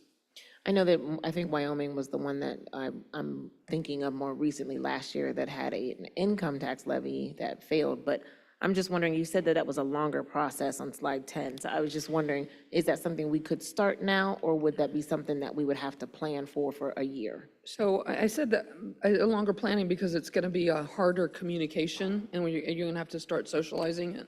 So you wouldn't want to try to do it for November because it would confuse a lot of people. School districts are starting to look at income tax levies because of the property tax fatigue. And so they're trying to figure out different ways. It's also a great way to kind of mix up your revenue streams. And so you're have more diversification in your revenue. But so I was suggesting we have to go back for new money soon. And if we don't do it in November because of the political climate or the success factor, then probably in 26, and that would be an opportunity to start planning for an income tax levy or something else of that nature. Well, I had an opportunity to speak to a couple groups, and they actually, the older participants actually preferred that because they were saying they were tired of it being on property tax owners. So I'm wondering, I think that probably the passage could also be about the messaging that's being portrayed.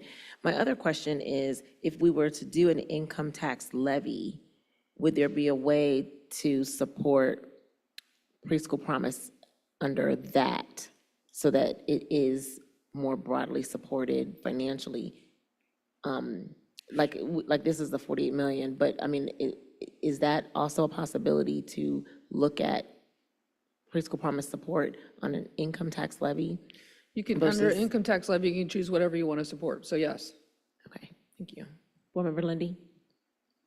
Yeah, thank you very much. I appreciate it. I think I have, I'll try to be as quick as I can because I want to support getting us out of here on a reasonable time. This also, I think, may be the most important thing we're talking about tonight on the agenda. And so there are 3 things just on the levy piece of this that I want to bring up. And then I think there may be some other comments when we get to budget too. But I wanted to briefly talk about our decision timing. I wanted to talk about what we ask for. And I wanted to talk about how we time whatever levy we do go for. So just on that decision timing piece for a second, I heard you say, Treasurer, that we need to make a decision on this either in the next meeting or the meeting after it. And I just wanted to check, is that right? So like we need to have a plan by the 5th of May? Well, what I meant was, you don't have to do it legally until July, but we need time to go out and market and sell and campaign. And so the sooner you get that done, the sooner we can start. So what specifically would you want? I'm sorry, I'm asking this question so that I understand it, not with any kind of should have been explained X or Y, and this is hard. But so from your perspective, the thing that you would need from the board by the 5th, can you just help me understand what that part is? We need a board resolution that's adopted in a business meeting that states the need for the levy, that says it's going to be a $48 million for 10 years. That's it. Okay, so that's significant. So that's like we need to have our plan, and that by 2 meetings from now is May 5th. That's relatively quickly. I would say by the end of May, but the sooner the better, that we can get the campaign work going. Okay, so just this is, I think this is a big deal, and so it's the right thing for us to talk about. I appreciate the clarity on the timing. That was thing one. Thing two is what we ask for. And I think here, this has been a tricky issue for me to get my head around because a couple things feel true at once. I think the first is there's just no question that our costs have gone up. Inflation has gone up. We have not had a new money levy since 2016. Show me another organization that keeps its revenue basically flat while the costs increase for 8 years, right, or 9 years. So I think that there are reasons why I think a new money request makes some sense. But I don't want to interrupt you, but for the public's thing, keep in mind that as property values went up, our state share went down. So we're down to 36 cents on the dollar for every formula student that we have. And even just the fixed sum levies, Right. like this does not change if property values go up, doesn't change if our enrollment changes. That's And correct. everybody who is alive knows that inflation has been real, right? I mean, so I think there's a part of this case that I think makes some real sense.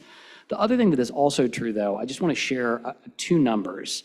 If you go back to 2016, and this was the last time we had a new money levy, our performance index score on the state report card, so if a perfect score is 100, in 2016, our performance index was 69%. In 2024, our performance index score was 60.5%. So that's almost a 10 percentage point drop in their performance index, even as our spending per pupil increased, and particularly with all the COVID money, increased way faster than the rate of inflation. And the reason I'm bringing this up is if we go to the public, like our ask, from my perspective, cannot be, give us more money for less academic results. That just can't be the request.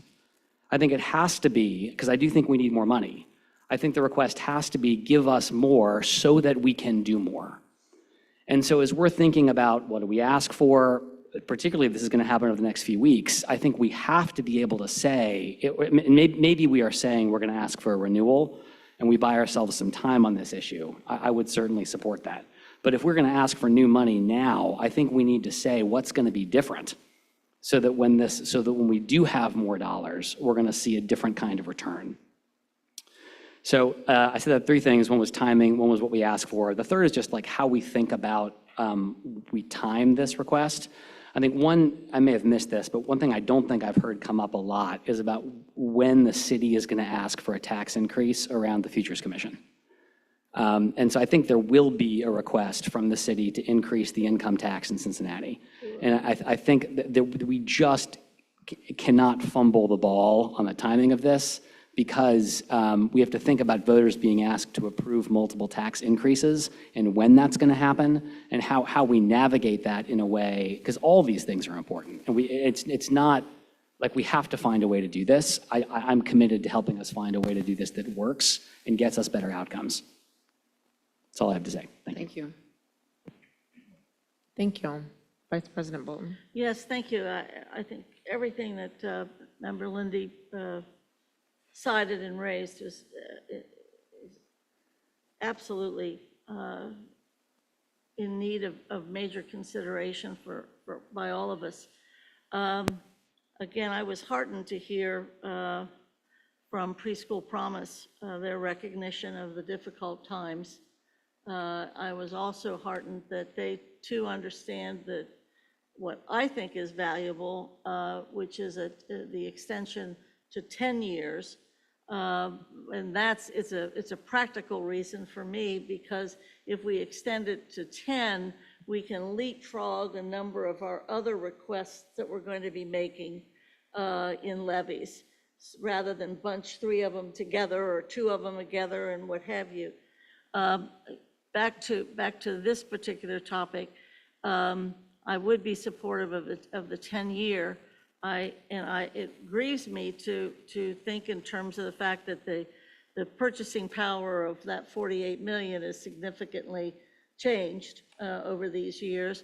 But again, this may or may not be the right time to ask for new money. I don't think, in answer to Mr. Lindy, I don't think there are any districts that in a normal way, in point to the last 20-some years, and know that we've waited 8 years in the last two cycles for new money. That is because we have, for all intents and purposes, short of the ESSER experience, had flat budgets. And it's very possible that that might be part, besides COVID, and a few other extenuating circumstances, why that performance index might be different, as well as the fact that the test is so significantly changed as well. But it's something to keep in mind. I don't think we're in a position to ask, based upon where we are right now, for new money. I am interested, though, Treasurer Wagner, you mentioned the substitute levy. And does that, the replacement raises the taxes on the property folks? Does the substitute levy do that as well? No, you only get, they'll increase the fixed New growth. sum for the new construction values. But it would increase to a certain extent, possibly, if we have new growth and new construction. It would. It'll over increase the next 10 revenue, years. but not the property tax bills for the residents that are already paying. The best of both worlds, then. I would, yes. I mean, if there's, I'm looking for any good news I can find. And I do think, too, that I think we should try to vote on this as early as April 21st. And Mr. Lindy also raises the issue, it's my understanding from city council folks and city administration, that they've already kind of anticipated in the futures report 2 different additional income and earning tax on 2 different topics, one of which is, I think, at least one of them is safety, public safety, and I can't remember what the other one is. So our timing does have to fit within those requests. So I would like us to vote as early as we can. I would suggest it be a 10-year. I am intrigued by the substitute effort, and know, too, that we're all going to have to tighten our belts yet again on preschool in order to do what we need to do. Board Member Crossett. Can you go back to that slide that shows the different types of levies? You mean keep going, the Slinky slide? No, it's got the substitute levy. Oh, Is it 11? One more, one more? maybe not, maybe even one It's more. 11, maybe 11. No, go back, I think it's the other direction. Oh. There you go, that one. No, go forward. One more, maybe. Another one. Where's it? Okay, There it Jonathan went through the whole is. There it thing? is. That, This is- okay. 7. Yeah, I just wanted to get some clarification here. On the substitute levy for 48 million, it won't be flat. It will have money that could increase based on new construction and expiring tax abatements, Correct, which is different than just renewing over 10 years. that's correct. A substitute levy wouldn't cost existing real estate taxpayers to pay more, just new ones. Correct. Interesting. So what happens now with the $48 million with new construction, everybody else's bills go down because it gets spread, you have more people paying in. Right now, what they would do is take the new values of new construction, so instead of being 48 million, it'll be 48 plus some number, and that becomes the new level.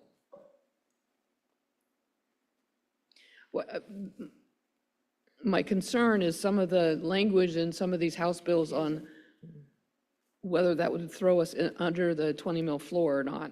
And so that's the language that we have a little bit more research to do, but I'll get back to you on that. So as the dollars increase, that changes the millage? Yes. Board Member Mapp? Yes, thank you for the presentation. So just seeking your guidance and direction on this.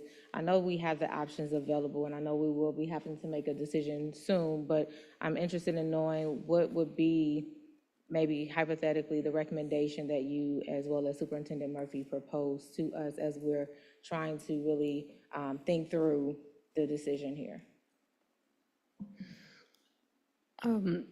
So given the pressures on property taxes, my first advice was go for new money now, or more money now.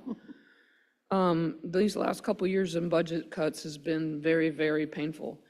And so we're starting to cut into our successes. And so, but given the political climate, we can't risk not passing it. And so if we went with the $48 million 10-year, or possibly the substitute levy, at least it'll bump up some revenue. And it kind of depends on what happens with the biennium bill, because in the governor's budget, we're losing $5 million 1 year. But the House bill change, we're actually getting another $1 million. Yay. So, yeah, it is. She said it's better than losing 10. So my best advice right now would either do a 48 million 10-year, go with an income tax levy next year that combines the new operational need for inflation, whatever losses we have for state funding, and some of the career tech expansion. You could even add in, and we'd have to figure out how big this was, but you could add in some of the smaller facility repair plan. At least I can get started on some of the more concerning areas while we figure out what to do for the longer term future.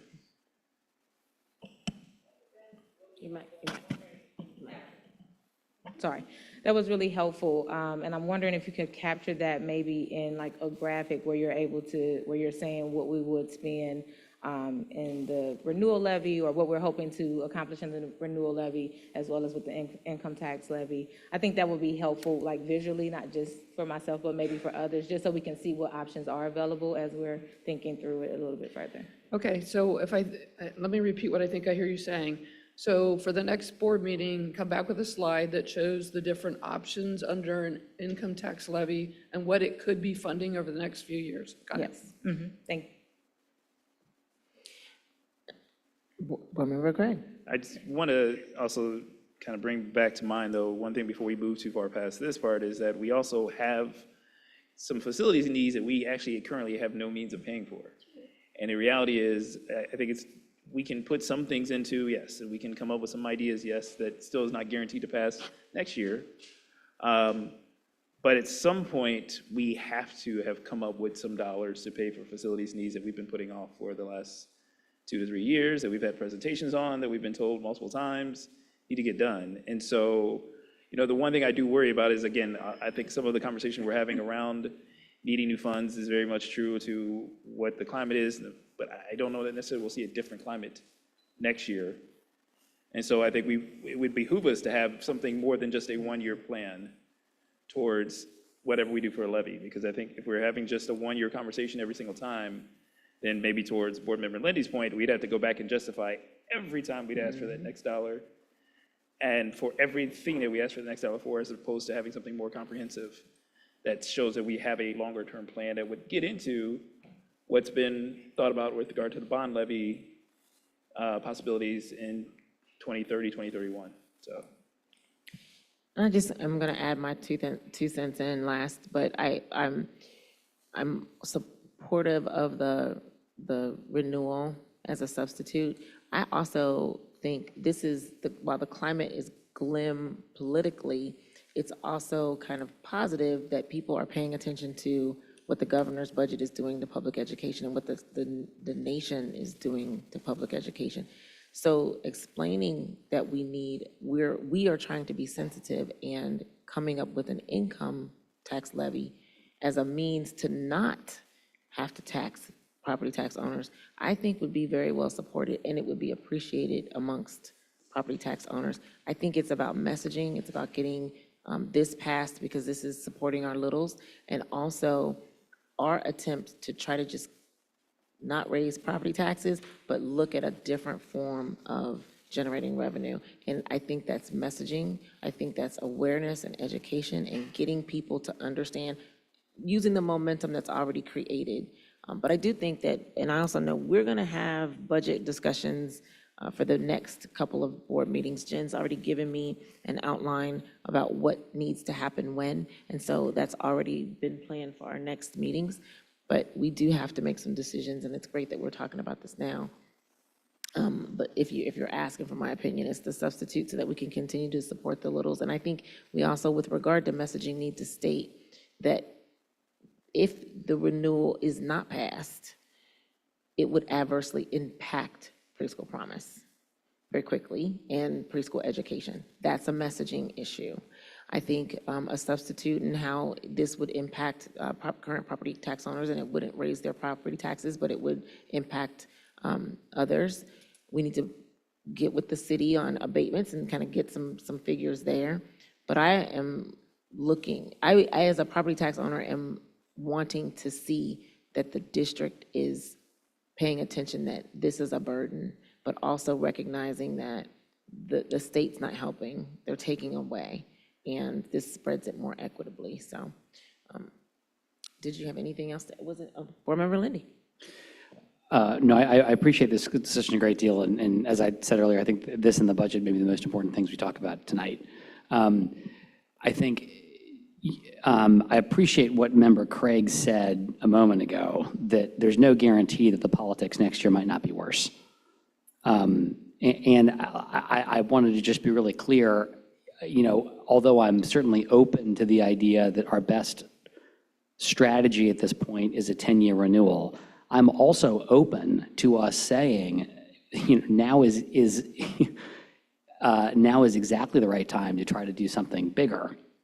I think my point is just, if we're going to ask for more, it cannot be give us more to have lower academic results. Like, we have to have something we are offering that says, here's why. Like, COVID explains why our scores dropped. But that does not explain why over the last 4 years they have not come back when we've had significantly more spending per pupil than we've had in the past. So like, if we're gonna do it, we just need to have a case. And what I wanted to ask before we left this part of the discussion was, I'm not sure what's happening next. I heard one board member say we should vote at the next meeting on a 10-year renewal. I heard other board members talk about other ideas and ongoing discussions. I just wanted to understand, like, what is the timeline and when are decisions getting made? So this part in asking the treasurer and the superintendent around what do they want the goals for April, this was one of the goals, to introduce the levy topic, gather board feedback. What information do you want? Board Member Maps shared some information that she needed to see. This particular meeting is about giving you where we are, kind of a lay of the land. They will come back with that information at the next board meeting. We'll have a further discussion, and we can probably begin to draft that resolution on what it looks like. The treasurer will have a little bit more information around what the more succinct expectation is of the board. But by the beginning of May, some of her goals are that we, by the end of May, have that resolution drafted and ready to submit. So Makes sense. What we're doing is I've asked them to look at the month, what needs to happen for the month, what are their goals for the month, and then we'll fit that into board meetings for voting, and then academics, and then voting again. So sorry. No, go ahead. So we will not be voting on April 21st on a levy resolution, or we might? I don't know if we're going to do it in April. May would be the earliest that I think we would be ready for that, based on the goals that they sent me 2 weeks ago. I think that's sticking with their plan. So probably not in April. Probably not in April, more likely in May But for the resolution. probably is not definitely. I'm going to say, I'll never, as Pat Bruckner says, never say never or always. It is unlikely that a vote will happen April 21st. Thank you. Superintendent Murphy. Yes, ma'am, thank you. I just really want to share and echo my thought around this. I agree with what the treasurer shared, like 100%. I am very anxious about this upcoming budget for all of the reasons you already know. We have heard for the last 3 years how challenging this is going to be. This year is going to be super challenging. And if I thought that we were in a strong position to ask for more money, I certainly would be begging you. But what makes me feel really great about what's happening in our school district right now is in the fall, we're going to have so many celebrations. and amazing stories to tell, I think that would give us leverage to be able to ask the public for additional money. So I agree with the treasurer on the renewal at 10 years, but not quite asking for additional money right now, but as soon as possible, please. Treasurer Wagner, did you have other things to add? Not on this topic. Okay, I meant continue. It's better to say. Okay, so can we Yeah. keep going? Okay. So I'm actually going to turn the mic over to Mike and give my voice a rest a bit. I will jump in and help when needed, but, so he's going to take over. Keep going. Go back to the You can go to biennium the budget. timeline slide, Rob. One more. There you please. go. Cool, thank you. So this is kind of this is the timeline for the Ohio budget bill. If we use the baseball analogy, we're in about the fourth inning now, maybe the fifth inning. You know, so a lot of ball left to play, but there is some updates. So next slide, Rob. So the big thing that happened is the House released their budget version of the budget bill, replaced the governor's bill, it substituted House Bill 96. The thing that's getting the most talk right now across everything is that they put a cap of 25% on how much money a school district can carry over from year to year. So the idea is to basically keep school districts from carrying over more than 25%. That is very aspirational for us. As you can see, you know, we're at probably between 10 and 11%. We would love to be at 25%. So the scary thing here is they want to direct county auditors when your cash goes over 25%, they have to change the tax bills to reduce your revenue. It sounds kind of illegal to me, but. Yes, that's, but it does not affect us currently. It would be a good problem to have for us, so. Next slide, Rob. There's a bunch of other things in here. One of the interesting ones is they took out the language on sale of unused properties. That's a win. There's also a cap on administrative cost of 15%, so we'll see what that really means and how they calculate that. So, next slide. So just kind of go back to where we were. This was the governor's budget as released. I think we've had this slide before and talked about it. This is where we got the $27.4 million loss. That has been a number we've talked about publicly. If you hit the next slide, Rob, you'll see this is the House budget, and you'll see we actually, our state funding goes up in both years. So that is definitely a win. What is odd about this is they've basically put a pause on the state funding formula. So we're not going to use a formula, we're just going to give you what you had last year with a slight increase. So it does end up being an increase for us in both the years. Simulations have also taken out the state share percentage, which I find fascinating. I think that was a pretty common criticism of where state share went to. If you go to the next slide, Rob. So this is a comparison of the two. Obviously, you can see we do much better in the House version than the governor's budget. So that would be nice for us. Next slide, Rob. So then the question is, what does that mean for us? So we went back to our November forecast, which we did before any of the budget proposals came out. You know, so we did it in November. There was nothing on the table. Looking now, a slight increase over where we forecasted. So if this is the law, our forecast was really accurate. Again, there's a lot to do. You know, the Senate's going to go through an entire budget process, but it would, over a 2-year period, give us an increase of $7.6 million. The reason that this comparison is important is because the November forecast drives our budget target. Remember, our budget's not supposed to exceed our revenue, so if our revenues go up a little bit, then we can increase our target a little bit. So that concludes the good news portion of this presentation. If you were to go to the next slide, Rob. So two budget bills, or two bills that directly impact our revenue could. First one is House Bill 186. This is one of those 20 mil floor bills. So as you know, we're on the 20 mil floor. About 73% of all school districts are at or right on the floor. And of course, in the last kind of updates, as property values update, really the increases school districts get are by the floor, undoing the House Bill 920 rollbacks. So House Bill 186, what it does is it tries to limit your increases based on the floor to inflation rate. So This would not affect us next year because it's only done in your triennial update or in your reappraisals, so it would be a year out. But the idea is that any growth you would get from the floor would be counteracted by a tax credit that would put you back down to the rate of inflation. So that could have a significant impact, especially looking backwards on inflation and property values. Next slide, Rob, is Senate Bill 66, which we've talked about a couple times.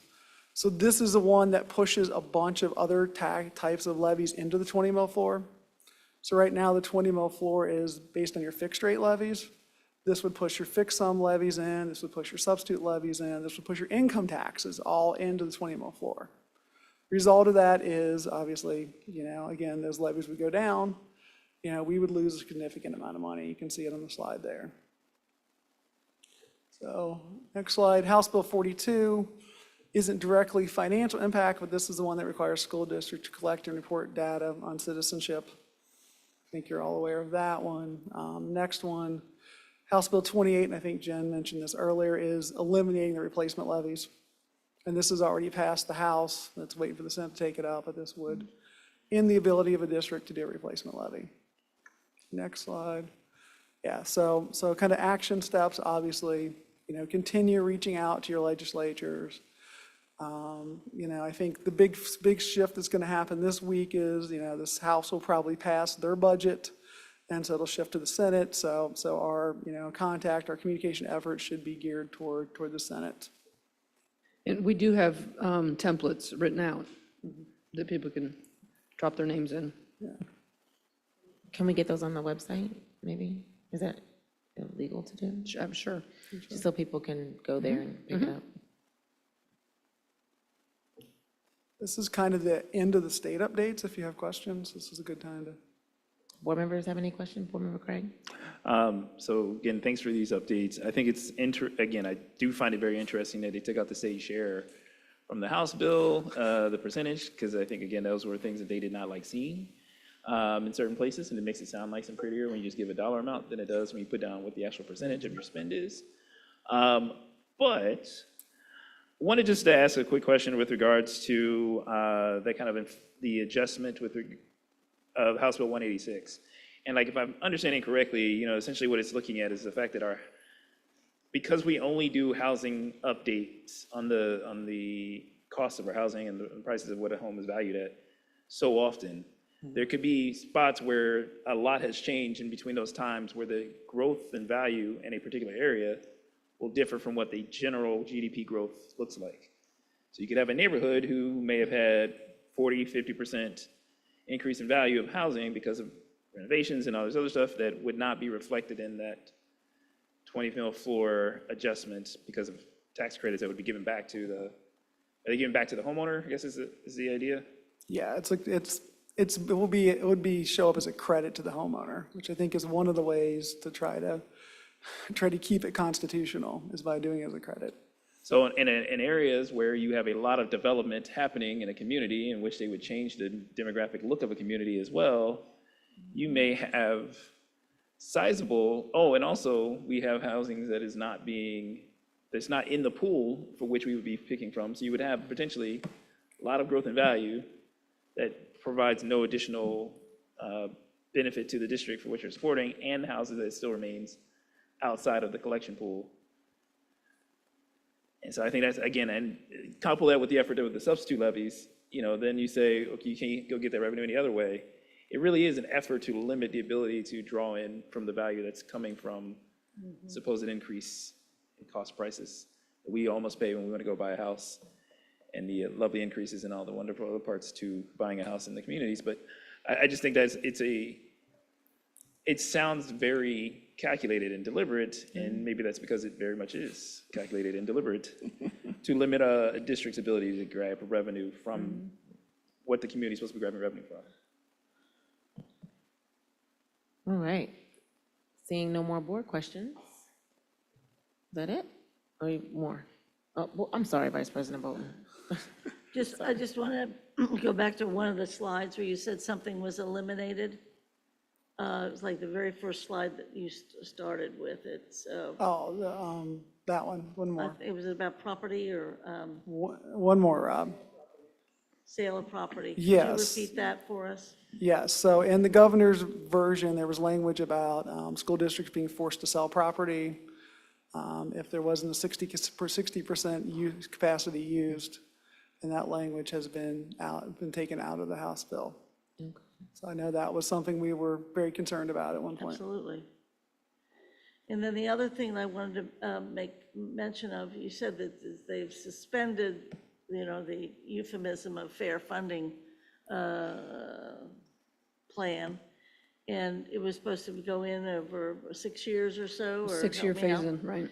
And so really by suspending it, at least this is what I read from the Columbus paper, and it may be wrong, by suspending it, or not even delaying it, but suspending it probably for a while, it really looks generally like a $350 million cut, in that it's not being pursued to implement that plan as we had hoped 2 years ago, which was, as bad as it was really an improvement that you could even from a justice standpoint start to validate and agree with. So it's like 350. Now, at the very same time, the state is going to spend $1 billion on vouchers. And so one slide I wanted to have tonight, and I wasn't able to get the information in time, but I will bring it to you, is, they claim in there that they increased money for student instruction by 2%, and they talk about how much money they're investing in education. What they're not telling you is how much is going to higher ed, how much is going to K-12 vouchers and community, charter schools, because there is a lopsided investment. So I was trying to get a pie chart together for you, but I didn't get the information in time because it's not readily available. And so, a lot of what they talk about, like, if you go back to that last slide, Rob, where this is how crazy this is. Keep going back to where the elimination slide. There. So look at the second bullet. They're eliminating the requirement that permits an individual to pay cash. Remember, we're trying to get away from cash handling, right? And then they made us take cash at athletic events, but they only changed the rule for athletic events. So any non-athletic event, we still have to accept cash. It just makes our lives harder. And so there's a whole, it's a huge document. There's a lot of information that the academic side of the house needs to look at as well, but I couldn't put everything up there. I just tried to put the biggest financial matters up. Okay. Thank you. Is that it? Are we next? Next. Sorry, real quick update on the budget. It's a very unique process for this year. So go ahead, Mike. Sure. Let's call you Rob.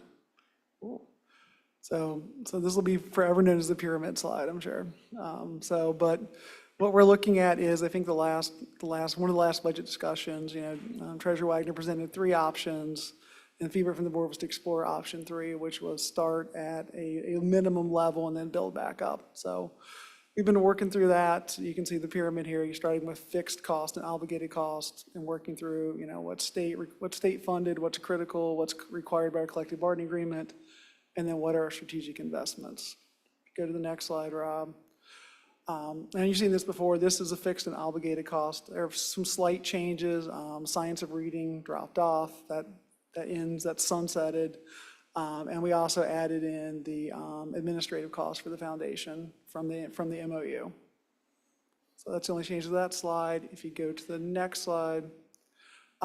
Quickly, just wanted to talk about state-funded minimums. So this is kind of some interesting work. So as you know, we have a couple people working on their treasurer's license, and so we give them projects to do. Some of this data come from one of those projects. So Adam Bessler, who's in curriculum, has been working on, so I want to give him credit for some of this work. But what we did was we pulled apart the state foundation report, so you get a report every 2 weeks. It's what the state's funding you for, and look at what they fund. And so remember, at a high level, the state funding doesn't reflect, our 65 buildings, our diversity of our schools, those sort of things. But some kind of wild numbers, like according to the state foundation, state funds 1,370 teachers. classroom teachers, you can see the groups there. You know, we actually have over 2,100, right? That's a difference of 800 FTEs. You know, the state funds us actually pretty close, the PE, art, music, and tech teachers, only about 11 of a difference there. State would say we should have 74 principals and APs, you know, we have considerably more. State would say we should have 28 counselors, we have 58. So those are the state funding formulas, but that's a good place to start as a base of what the state would fund. If you go to the next slide, Rob. And then not all positions are in there. Like the one I use up here is building security. State thinks we should spend about 1.2 million on that. Just looking at our employees is 9.5 million, right? But again, it's a one-size-fits-all formula for every district. So if you look at total state FTEs as 2004, they should fund, we're at like 5,600. Total CPS cost of those would be about 289,000. If you add that together with our, 289 million, yes, 289 million. If you add that with our obligated cost, that's about 350 million. 350 million total, so from our target of 624, that leaves us with about 273 million to continue to budget. So two things to remember, always state average salaries that they calculate on are lower than our salaries. You know, again, entire state. Think about most of Ohio is very rural and the cost of living is lower. And as Treasurer Wagner always points out, the state's only funding 36% of whatever they think we should get. So take whatever the numbers the state gives you and multiply that by 36.9%, and that's what we actually receive. Next slide. So next steps, so we kind of got layers 1 and 2. Layer 3 we're working on now. We have some meetings. We have a meeting actually tomorrow with the leadership team and Superintendent Murphy to go through a lot of that data. And then we're going to layer on what's required by collective bargaining and then strategic initiatives. I think that is it, yeah. Well, Vice President Bolton? I want to thank you very much, and I know it's been tedious and conflictual and terribly difficult, but as a person that's been on the board a very long time, more than half of the years I've been on the board, I've been on the Finance Committee. I'm actually seeing a building of a budget instead of trying to get to a number. And this is very helpful. It will really help the board and the community understand what we do. I mean, you all are doing this all the time, but doing it in such a public way right now is, I think, very helpful. Building a budget is a lot different than, you know, cutting to get to a number. And because it really tests us as to what we value, what's important, how we prioritize. I think this is great. And I know, I'm pretty sure that the Finance Committee is very interested in not having to do line item votes as we've had to do in recent times for a good reason, but also not having necessarily a thumbs up, thumbs down kind of thing to a giant package without us having full confidence in what philosophy is represented in the budget. So I think this is very exciting, and I look forward to, I think the president has scheduled this for April 21st, another kind of round at the budget. I look forward to the administration reporting back. So I think that I'm just kind of reading the room. It's like, woo, it's a lot. It is a lot, and we've got a lot to do in a little bit of time. However, I will say thank you for the presentation, and you all don't get a chance to see, but thank you to our treasurer and our superintendent, because they really are working behind the scenes to ensure that not only the budget is done with some fidelity, but that we're getting the information so that we can make some decisions. The reason why we had those old business presentations is because we need to get approval of certain things in order to that impact the budget.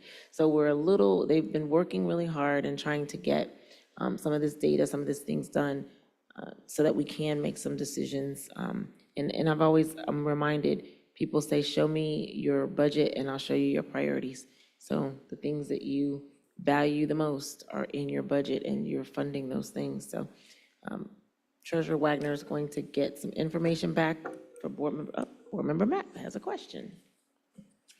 Okay, yes, I'm just trying to process this here. Are we, based off this option that you've provided to us, are you recommending that we refer to the state funded minimums as we're building the budget? It's a starting point, right? It's your absolute minimum, and then you build up from there. Okay, so with that, I guess, and how I'm looking at this, that would mean we will possibly have to make some significant cuts based off of what is this kind of spreadsheet that you've provided us with based off the state formula FTEs and the CPS FTE. Am I interpreting this accurately, or am I off base here? I think there's really 2 points to it. One is how poor the state funding model is for us. So I think that's like the first takeaway is the state funding model does not represent what we do. But I think the second takeaway is if we agree that this is the absolute base, then the questions become, what do we add on to that base to get to a fully functional budget? So like, I don't think anyone's saying, go to those numbers at the end, but you start from those numbers. But even in starting at those numbers, it could potentially lead to some significant cuts if we aligned.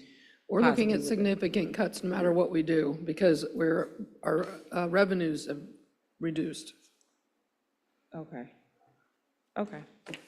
But the way I'm processing it is accurate. Right, so this just gives us an opportunity to figure out how do we get the biggest bang for our buck, and where do we want that buck to go? Instead of just rolling over and cutting things, because some things are easier to cut than others. So this way, what I think it was Vice President Bolton said, is where you start adding your value statements on where you're gonna spend your money. So we're early in the process, and we're not here to freak anybody out. But we're just starting, like we said, we're going back to zero-based budgeting. We're starting with zero. You add the fixed costs, you add the state minimums, and then you build up from there. And some of the decisions will be very difficult because they're very emotional decisions about where are you going to spend the next dollar. We face with choices with, are we going to add higher level of transportation in versus higher level of nursing services, or add back, some kind of curriculum versus some other kind of material. We don't know what those choices are yet, but that's what we're working on tomorrow. Okay, and so I guess the other point to this is, as you're building the budget up, starting at that foundational level for the state funded minimums, there could be opportunity to maybe add on after having an idea of where we are. Is that Yep. what you're saying? Yep. Okay. Thank you. And we'll keep you informed of the progress as we go. Board Member Crossett, thank you. First of all, I just wanted to thank you for the methods that you're using to do this and to build this. Appreciate it. It seems a very logical, professional way to do it, so thank you very much.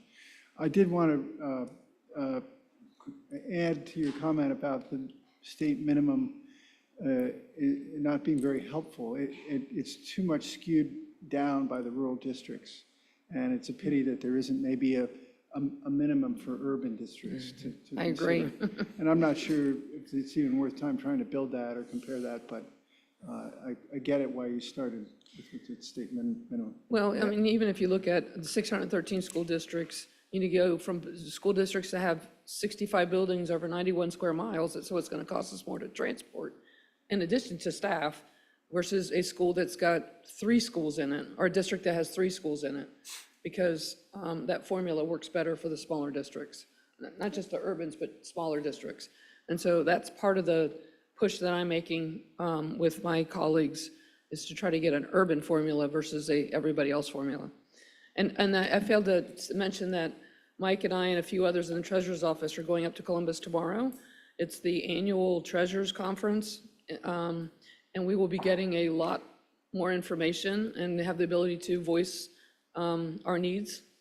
And so when we come back, we'll certainly give it an update of what happened up there. Okay. I feel sorry for Aaron Roush. That's okay. Board Member Lindy? Thanks. Could we go back a slide to the pyramid? Or maybe more than one slide, whatever. There we go. That's great. Thanks. Yeah, I want to say how much I appreciated the presentation, and I think particularly the order of operations. I do think this way of building the budget this year is the one that makes the most sense. I appreciated the options, I appreciated the recommendation. I cannot think of a better way to go about this, given the context that we are in. I've been thinking a lot lately about a phrase I first learned from my old principal, which was about facing the facts and keeping the faith. And that what great leaders do is they acknowledge the brutal reality that they are facing, no matter how brutal it is, but they maintain some kind of optimism that they're going to prevail in the end. And this is a brutal reality. You know, like regardless of what levy decision we make this year, regardless of I hope that our lobbying efforts are successful, but we are ultimately going to have to figure out how do we make it work with the money that the state gives us. And I think the slide just did a nice job of visualizing that, and I appreciate it. I think there is, I had like just two other things I wanted to add. The term strategic investments in number 5 just makes me sad. Because I think ideally, and you call it whatever you want, but ideally a strategy drives everything. Right. You know, if I am keeping the faith in what could be true for CPS, strategy is not the last thing you do with the extra dollars you have lying around.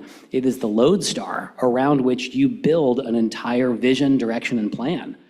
And what's so challenging about this are the way the interlocking parts kind of make this so hard. You know, we don't control what the state legislature does. So many of our costs are driven by all kinds of obligations that can't, so I mean, I empathize, I get it, and but it also makes me sad. Me too. And I think this could be different. You know, like as we think about what is our long-term levy ask, whenever we do ask for new money, if we're negotiating contracts that drive so much of our cost structure, to think about those in some kind of integrated way so that we're saying, look, if we really put this together over a 3 to 5 year period, here's what could be true. And then we're not stuck in a situation where strategy is literally the last thing we do with the extra dollars, but the organizing principle around which we build everything else. I think that's possible, you know, but like it really does taking a multi-year view and bringing all of these things together. And I think my last thing I wanted to say was, you know, with whatever dollars we have this year at the end, my hope is that we can make decisions on how to allocate them based on what we're seeing work in other schools around Ohio. I continue to believe that we can do better by children than we have done so far. I mentioned the performance index earlier and how that's lower now than it was in 2016. Even if you look at our math scores, in all but one of the tested grade levels in CPS, more than half of the kids did not pass the math exam last year. There are schools around in Ohio that serve students that are just as economically disadvantaged as CPS students and are getting higher results than we're getting. My hope is that when we get to that last bit of dollars that we do have, when we're choosing how to invest them, we're basing those investments on what we're learning from other schools in Ohio that are doing things with kids that we're not doing here yet. I'm optimistic we can do that. I wish this picture were different. I understand why it is what it is, and I really appreciate the hard work that you all are doing. Thank you. Board Member Craig. I will try to be really brief here because I feel like we're on pretty good pace here, so I don't want to ruin our pace and keep us here longer. But I just wanted to harp on something that I think has been really great about what is being done with this thought process, and that is a lot of the things that we do and we talk about doing, there are things that the state requires of us, right? And they usually are unfunded because the state doesn't like to fund things. But I think one of the lessons we have to learn about building a budget, and this is where I think going forward, if we're doing this same type of process, is that we will know several of these parts of the pyramid will not change substantially each year. We'll just be figuring out what that number is, or that amount. So that as we build budgets for future years, to Board Member Lindy's point, you can then start to say, this has been successful, so maybe this is no longer something we want to do. This is something that's critical to how we operate a program or activity or whatever. And then there's some things that we will say, man, this is just not working out the way we thought it did. This is, you know, our strategy on getting success doesn't work that way. But I do think to that point, you don't get to the 3 to 5 year plan unless you have really put down a process that allows you to figure out all those little things of how they connect to each other, how you're going to measure them, how you're going to look at the success. And so that's actually the work that you all have been doing for the last few years with looking at our KPIs, looking at quality improvements. Is to get us to a point where we had a system in place where we could start to say whether or not someone had a measurable outcome of difference that showed a benefit. And I think that's the hardest part about doing a budget, is because we all like stuff. We all will love stuff, and if you put it down at one time, it sounds really great.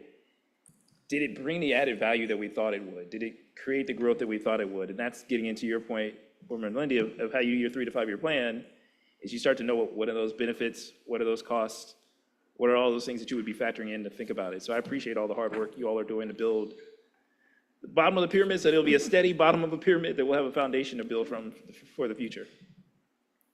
Thank you. Thank you for being my voice tonight, Mike. Vice President My Bolton? pleasure. I want to second a couple of things. One, because the state minimums are so irrelevant to us, I know this is crazy, but I don't find a problem with talking about strategic investments much earlier in the pyramid. I totally understand why it's there, because it's like the next thing, it's the last thing, but see, we are leaving maybe the most important thing for whatever's left. So I think the critical operations piece, I understand that, and certainly the first base, but not to belabor it, but I just think that minimums are so irrelevant for us, and what should be critical to our operations should also have, in part, be determined by our strategic investments. But this is fantastic. I think we both appreciate all of your input, and we were just whispering about changing a little bit of our strategy for tomorrow based on the feedback you've given us. Great. Okay, board members, we are chugging along. Thank you. Board Policy Chair Lindy, please update the board about the following alcohol waiver resolution. No problem. We had some scheduling conflicts with our regularly scheduled April board meeting because of spring break. And as a result, we're going to hopefully merge a step we usually do in policy committee with a board meeting tonight to be helpful to the community at Kilgore Elementary School. There has been, for people who are, Mr. Crossett, I think we had 1 or 2 of these last year when you were on policy. Maybe this isn't new to anybody, but when a parent group or a school group wants to host an event or sometimes a fundraiser where alcohol will be served, we need to formally make a motion to approve that request. It usually comes to the policy committee, and we then recommend it out to the main board. Again, because of the spring break scheduling conflicts with our March meeting, we were going to do that in this meeting here. Mr. Hoying, I'm very happy to just make that recommendation here. Is there anything else we need to do or anyone we need to hear from? This is a group that's done this before. This is not an unusual request, but I would like to make sure for that group that we can get them an answer tonight. Great. So I think it is the recommendation. I'm happy to make this motion that we approve this resolution tonight, and I thank you for your consideration. Do board members have any further questions or comments? Second. I'm sorry. Second. I'm sorry. It's okay. I'm just trying to rush my timeline here. Are there any questions or comments? Board member Craig? I just want to make sure we're specifying which one of the, because I think there are 2 waivers. There are 2. So Board which member one are we Lindy's doing talking first? about the Kilgore Elementary School alcohol waiver. Yeah, happy to make a motion now for both, if that would speed things up. I'm good with that. So I'm gonna friendly amendment modify my motion that it be on both A and There is a B. game soon. And that's a second. Okay, I was gonna say, are you, Game or no game, I'm all for meetings ending earlier. I'm loving it. Board member Rapp? So this is the opportunity for discussion? Yes, because Okay. it's been, So I am in favor of the Kilgore waiver, but I have concerns about the March 28th Invest in Neighborhood waiver, since that was something, a date that already passed, and so, or an event that has already passed, if I'm reading this correctly. So it didn't go through the proper channel for approval. That is correct. I'm going to offer just a little bit of context for that. So that particular item came up due to timing of that particular organization. And I'm going to defer to Vice President Bolton, who has a little bit more specific information. Go ahead. Yes, a scheduling issue, as well as the president mentions. The event did not know until quite late into their process of Invest in Neighborhoods, which is a major part of what the city does regarding the neighborhood conference and convention, if you will. They didn't know until very late that they would have enough money as part of the weekend-long effort by all the neighborhood councils to actually have a dinner. And by the time they knew that they had to have a dinner, there was nobody meeting, be it committee or board, and understanding that what we needed to do, it has to be a board thing. It's not something the administration decides. But indeed, because of our partnership with the city and our partnership with Invest in Neighborhoods, they asked to use our facility here, which is not a school, but an administrative, where there are no children. And indeed, administration made sure that they adhered to the insurance request and also adhered to what would be needed regarding the facility. And they met those standards, and it is it's a retroactive, but in no way wants to be a precedent, but it was, again, in deference to our partnership with the city. So I did check with general counsel to make sure we weren't breaking any laws. And so it's really an issue of our policy. And so we can retroactively approve this if that's the will of the board. And I'm also making a recommendation that we look at, and you all will see this, it's on board docs. I had them put in code 7,000 under property and use of district facilities and property. When I went back and looked at this, it needs to be updated because it says on the second page under I, a waiver submission for sale or distribution of alcohol must be submitted for review and recommendation to the Partnership Public Engagement Committee, which we technically don't have anymore. So we need to update that, and I would like for the policy committee to do that, to kind of update that, and then also consider maybe making any type of adjustments that would account for the two circumstances that we just have. Can it go to another committee? Can it go to just one board member signing off on that, and then it come to the board for final? I don't know, but we need to update the particular policy on that specifics. Do you see it? I haven't looked it up, and I get all of that, but again, it is very concerning to me that there is a policy that's in place, and so if there wasn't the proper submission of the waiver ahead of time, I mean, it could have even been submitted even if they weren't sure about having the dinner. So it's very concerning to me to move forward with approving this retroactively. And also just thinking in terms of messaging, what does that send to other, individuals or parties that would like to have an alcohol waiver but not follow the process? I agree. Board Member Lindy. And even I think I'm just struggling with a more basic question. The event already happened. It did. So what are we approving? I'm not gonna act like I know. Council Hoyne, can you come up here, please? Because I've had extensive conversation with our general counsel around this, and I wanted to make sure, A, we weren't breaking any laws. And I will say this, I received notice of this, I think it was 1 or 2 days before, and there was a budget committee meeting. I didn't know if it could go to the budget committee, any committee. I didn't know this, instead of policy. So that's when I started entering into conversations, but it still was within days. No judgment either way. Like, I think my primary question is just like, it seems moot because the event has passed. So like, is there anything we need to approve, or can we just table this one?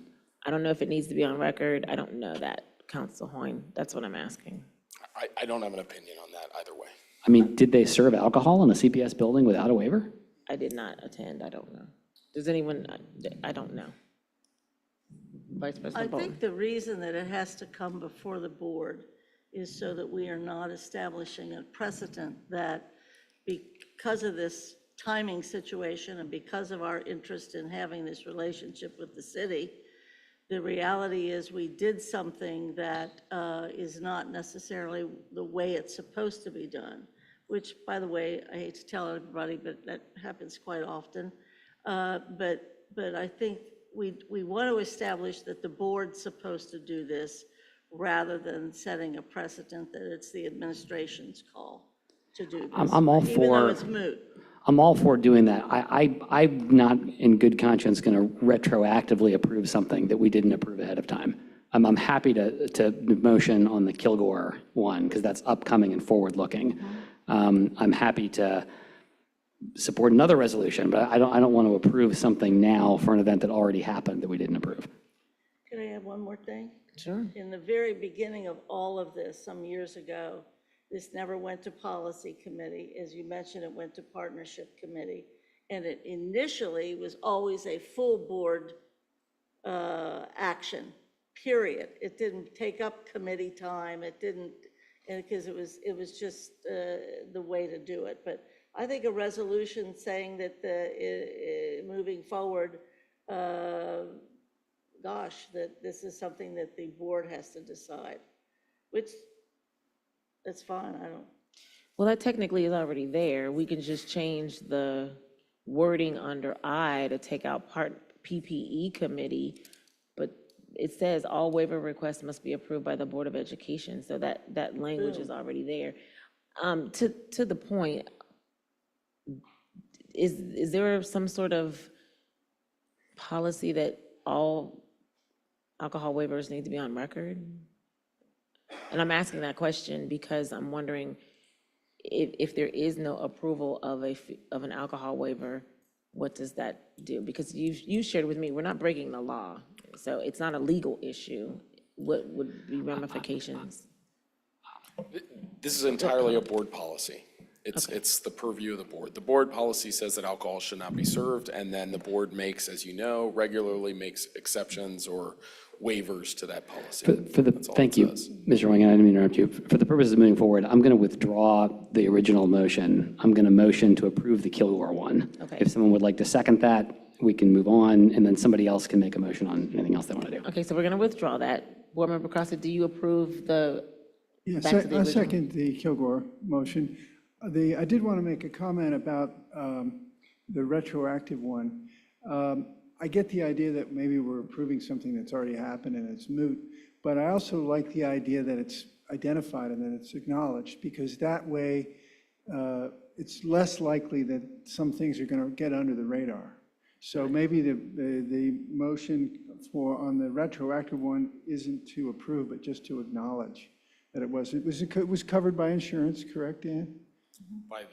By the organizer's insurance. Yeah, so it was covered by insurance. The events happened a little while ago, so there's sort of no harm, no foul in terms of any result of the consumption of alcohol. So there's a. So I'm maybe sorry. just to acknowledge it rather than to try to approve it might be the motion. I think that we're going to go back with the original motion, which is to approve the Kilgore, which you've seconded. We'll get to the other one, and then we can decide to, the wording needs to be changed because it's not an waiver to approve it since it already happened, so it would need to kind of go back and be fixed. So there's been a motion and a second for the Kilgore waiver, alcohol waiver. Can we vote on that? Mr. Craig? Yes. Mr. Crossen? Yes. Mr. Lindy? Yes. Ms. Mapp? Yes. Mrs. Weinberg? Yes. Vice President Bolton? Yes. President Moffett? Yes. I want to look at the wording of the retroactive one. Because I would like to have something on record. This waiver is is saying that, we would be approving it retroactively, and I think the wording needs to be changed. So I'm going to suggest that we withdraw this because we can change the wording to acknowledge that it didn't follow the policy and that it happened, and we can recognize that it happened. To Board Member Crossett's point, we can acknowledge that it happened. But I don't think we need to put it on here as to request a waiver because they didn't request a waiver. Does anybody oppose? Yes, ma'am. I think that's a great idea. So would that be the motion that you then would be making, if you remember the wording on what you just said? I thought that was perfect. Yeah. That you were acknowledging that the process wasn't followed, et cetera. And we're just gonna reword that to be a resolution to acknowledge what I just said, to acknowledge that the proper procedure was not followed. However, the event happened, and this is on record. This is just acknowledging that on March 28th that happened. And we're not approving. Well, it wouldn't be an approval, it would just be an acknowledgement. Is there a second for that? Second. Let's do a vote. Any discussion? Does anyone oppose that? Board Member Craig? I just want to say, I think it just sounds weird to me that we are approving that someone did not follow protocol to ensure that people in the future do not follow, ensure that people in the future follow protocol. Like, I don't see the point in it. So, I mean, I can't really support it, but I just don't really understand why we are acknowledging something that they did not follow protocol to prevent folks in the future from not following protocol. Like, it just seems weird to me that we I think would that say sounds fair. What my intention is to have it on record that the event happened and that alcohol was served and it didn't go through the board as the proper procedure. That's my intention. But if you all don't want to acknowledge it, I don't know what else to do because I feel like this has not happened. I don't know, you said it has happened before. I don't know what the procedure is when this happens. So I just was intending to make sure that it's not a resolution to request a waiver, but it is a resolution to acknowledge that this happened and that, because it did happen. So there's a record for anyone else that audits us to say, yeah, that event happened, but it didn't follow procedure. Board Member Weinberg, you had your hand, you were acknowledging first. I was just going to say, what would be the process if we didn't acknowledge? Could we get in trouble for something? I just want to make sure that nothing is going to come back after this event has already occurred in which they didn't follow the procedure in the first place. According to General Counsel, it's not a legal issue, it's just a violation of our policy. So it's not illegal. They had insurance and they had what they needed as far as everything but the board approval. So there would be no legal ramifications. It just would be our own record. And technically, we don't have to acknowledge it then? Probably not. I just was Could I acknowledging. just say something on this? The alternative to this, since we had a scheduling problem that didn't allow us to do the Kilgore thing or necessarily in the most timely manner, the alternative to this is that the mayor, the city manager, the assistant city manager, and virtually every community council chair was present. And the alternative was to not do it. And perhaps if the issue is we shouldn't have done it, that's one thing. And it's unfortunate that I didn't bring it up to Finance Committee because we had a shortened finance meeting, but we didn't even know if finance was allowed to do it anyway. But we had a shortened one based upon the Aiken game that was happening. But again, acknowledging that we did it is, I think, and living through this last 15 minutes is probably as much a penalty as anybody needs to ever do anything not according to the policy or guidelines.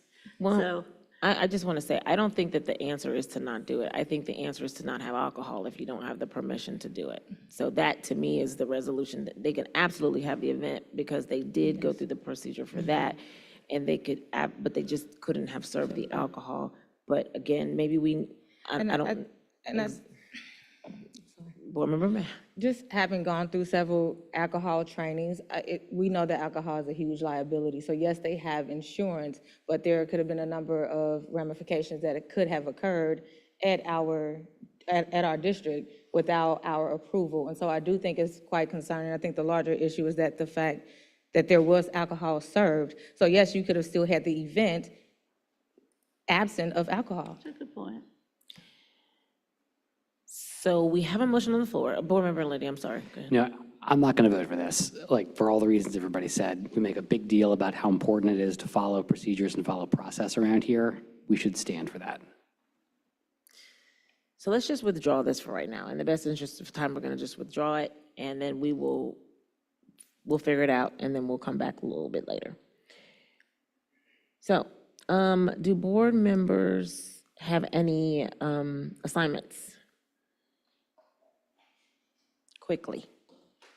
Vice President Bolton. I would like to assign to General Counsel that a memo come from the administration that is attorney-client protected or covered to explain to us the Trump Justice Department's interpretation of the Civil Rights Act that has provided them the opportunity and apparently the authority to make demands on school districts K-12 regarding DEI and the withholding of federal funds based upon that administration's interpretation of the Civil Rights Act.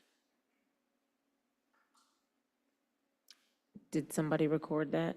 Okay, thank you. Any other assignments? Board Member Lindy? This may be, a possible assignment. And then this may be a request for information or like a inquiry. Can I share both? I'll be very quick. We had a speaker tonight about the Hyde Park Square development. It came up at a recent board meeting too. I really appreciate the superintendent meeting with the principal and sharing that email with us about their concerns. I know there was also a letter that went from the development corporation, or I'm going to get the word wrong, but like from the development group to the superintendent and to the school. As I talk to people, I keep having this experience of like one person says, 2 + 2 is 4, and the other one says 7 × 7 is 49. And like both things are true, but you're clearly not talking to each other. And so I think my request was just going to be, could someone of the superintendent's choosing, whether that is you, the principal, I mean, you would know best who this is, meet with someone from the development group to try to, like, if we can't hash this out, I'm happy to I don't know, like figure out what happens next. But like from hearing from whom I've heard from, there's a lot of energy to try to work together on this, which I think would be the best possible outcome. And that was going to be my request. So you would like the superintendent to designate someone to work with the city? Not the city, or like the neighborhood? group who is doing the development. Like it would be the people who sent that letter. And I don't honestly know who the right person is, but I think the best thing that can happen at this point is for the right people to sit at a table together and try to figure out where there is real conflict or where there's an opportunity to work together. And that was going to be my request. May I just ask a clarifying question? Are you talking about only for the Hyde Park school portion of this or for the neighborhood portion of this? From my perspective, like what we Hyde Park School is a part of our district. And so I'm thinking most about the impact on the Hyde Park School and families who go there. I think the superintendent would have the best perspective on who the right CPS person would be. It might be the principal, but you will also have other perspective. That's what I was thinking. Okay, I'm just asking for clarification because Superintendent Murphy sent us an email around Principal Sunderland's response around the development. And then Councilmember Anna Albee sent us a report that I sent to everybody Friday. And it talks about CPS's, they're in the developer's position on what CPS's involvement is. So I'm wondering, did you want more than that? Because they've done a bunch of extensive reporting from the city standpoint, city council standpoint, the developer standpoint around what our obligation is. So I'm sorry. I didn't know if you wanted more or did you want just that? If the school still has concerns, I would like to request that there be a sit down with the developer. Okay. If the school has no concerns, great. But I take the school's concerns really seriously. And when I asked people who are working on the development about the school's concerns, they would say things like, we've offered to try to address that and nobody will talk to us. So like, it makes me think that like there's an opportunity for real human beings to sit down together and try to figure out a smart way forward. And then the last thing was just, I know we have a committee of the whole coming up next week. I was going to request, if it's not already on tap, I had an outstanding question about why the Algebra 1 results had gone down. And I was hoping we could hear the answer to that question at the meeting that we have next week. Thanks. Board Member Grosset. Just wanted to reiterate what Board Member Lindy has requested as assignment around Hyde Park School. In particular, though, I want to be sure that the conversation, I think the face-to-face conversation is important, not just some emails, and especially have it focus on student safety in the sidewalks and all that. Thank you.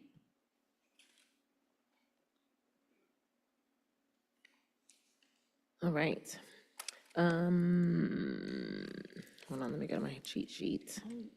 Oh, did you, I'm sorry, Vice President On Bowen. Hyde Park, I think what the community has asked us to do is something you've already done, President. I think you have met with the city and have talked about it, and we do have the joint meeting coming up, but I think the community wants us to try to convince the city to delay whatever vote they're going to make until we have been able to meet and advise. Is that where it is? What are your thoughts? They are prepared to vote, I think, April 22nd, just through their own committee processes.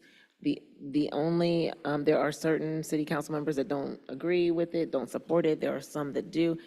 I just forwarded the request that our families have asked for these particular studies. I think they've done all the studies except for one, which is an MOT study. I don't exactly know what that is, but that's what they've requested. And so the last report Councilwoman Albee sent in said from the developer that CPS's involvement would be around traffic in and out of the school, and that would be our responsibility to monitor that at our own expense. And that was the last thing that they sent out. She sent that report, and I forwarded it to you all. I do believe the Hyde Park community is prepared to come to our joint meeting. Good. And I just shared with the council members that asked, particularly Vice Mayor Kearney, we don't have the money to pay for any guard to be out there as further than like they suggested a sheriff. We don't have the funds for that. And so that's kind of where we were. And you all have all that information. I sent you all of that information. So if you want something additional, you can send that to the superintendent. I have an assignment to the policy committee to look at the 7510 and amend that language that says the Partnership Public Engagement Committee, because we don't have that committee any longer, and then explore, perhaps if possible, ways that maybe if we do run into timing and committees aren't meeting and it's maybe a rush, maybe any opportunities, if you all deem it necessary, that there could be a conditional approval and then it go to the full board for final approval, if you want to explore that, since you already have to look at the PPE. So that's to the policy committee. Any other assignments? Yes, ma'am.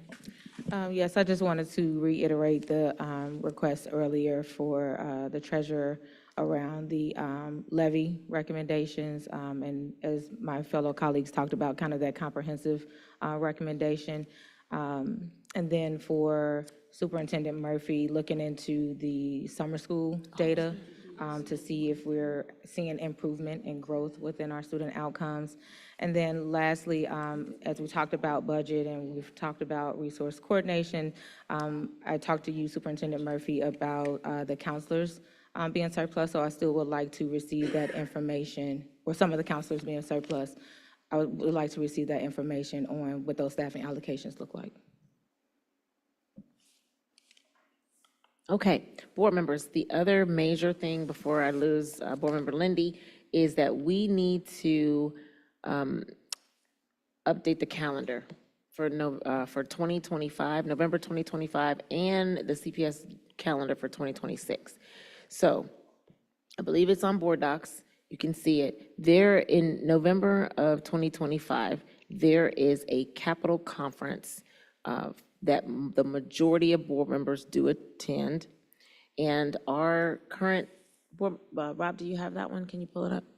Our current approved calendar allots for a meeting on the 3rd of November and then a meeting on the 17th of November. I'm told that historically there's a desire to not meet the day before Election Day. So that would be the 3rd of November. And the request is to revise the meeting calendar to shift those dates down one week. So it would be meeting on the 10th and meeting on the 24th. That's one option. There's option one.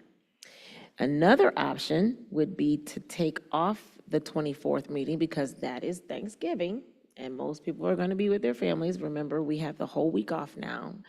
And to make the board meeting, the CAL on the 19th, an actual special business meeting. So then we would meet on the 19th, conduct our board business, turn that into a business meeting, and then not have a meeting on the 24th.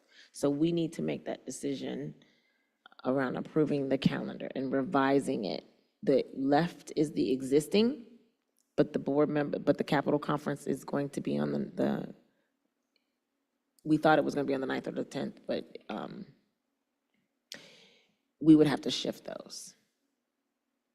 And so I need you all to look at that and then make a decision. Likewise, Rob, do you have the other one on the 2026 calendar? It would be the exact same alternate. OSBA has adjusted the capital conference, and so that has the need to shift our calendar. So,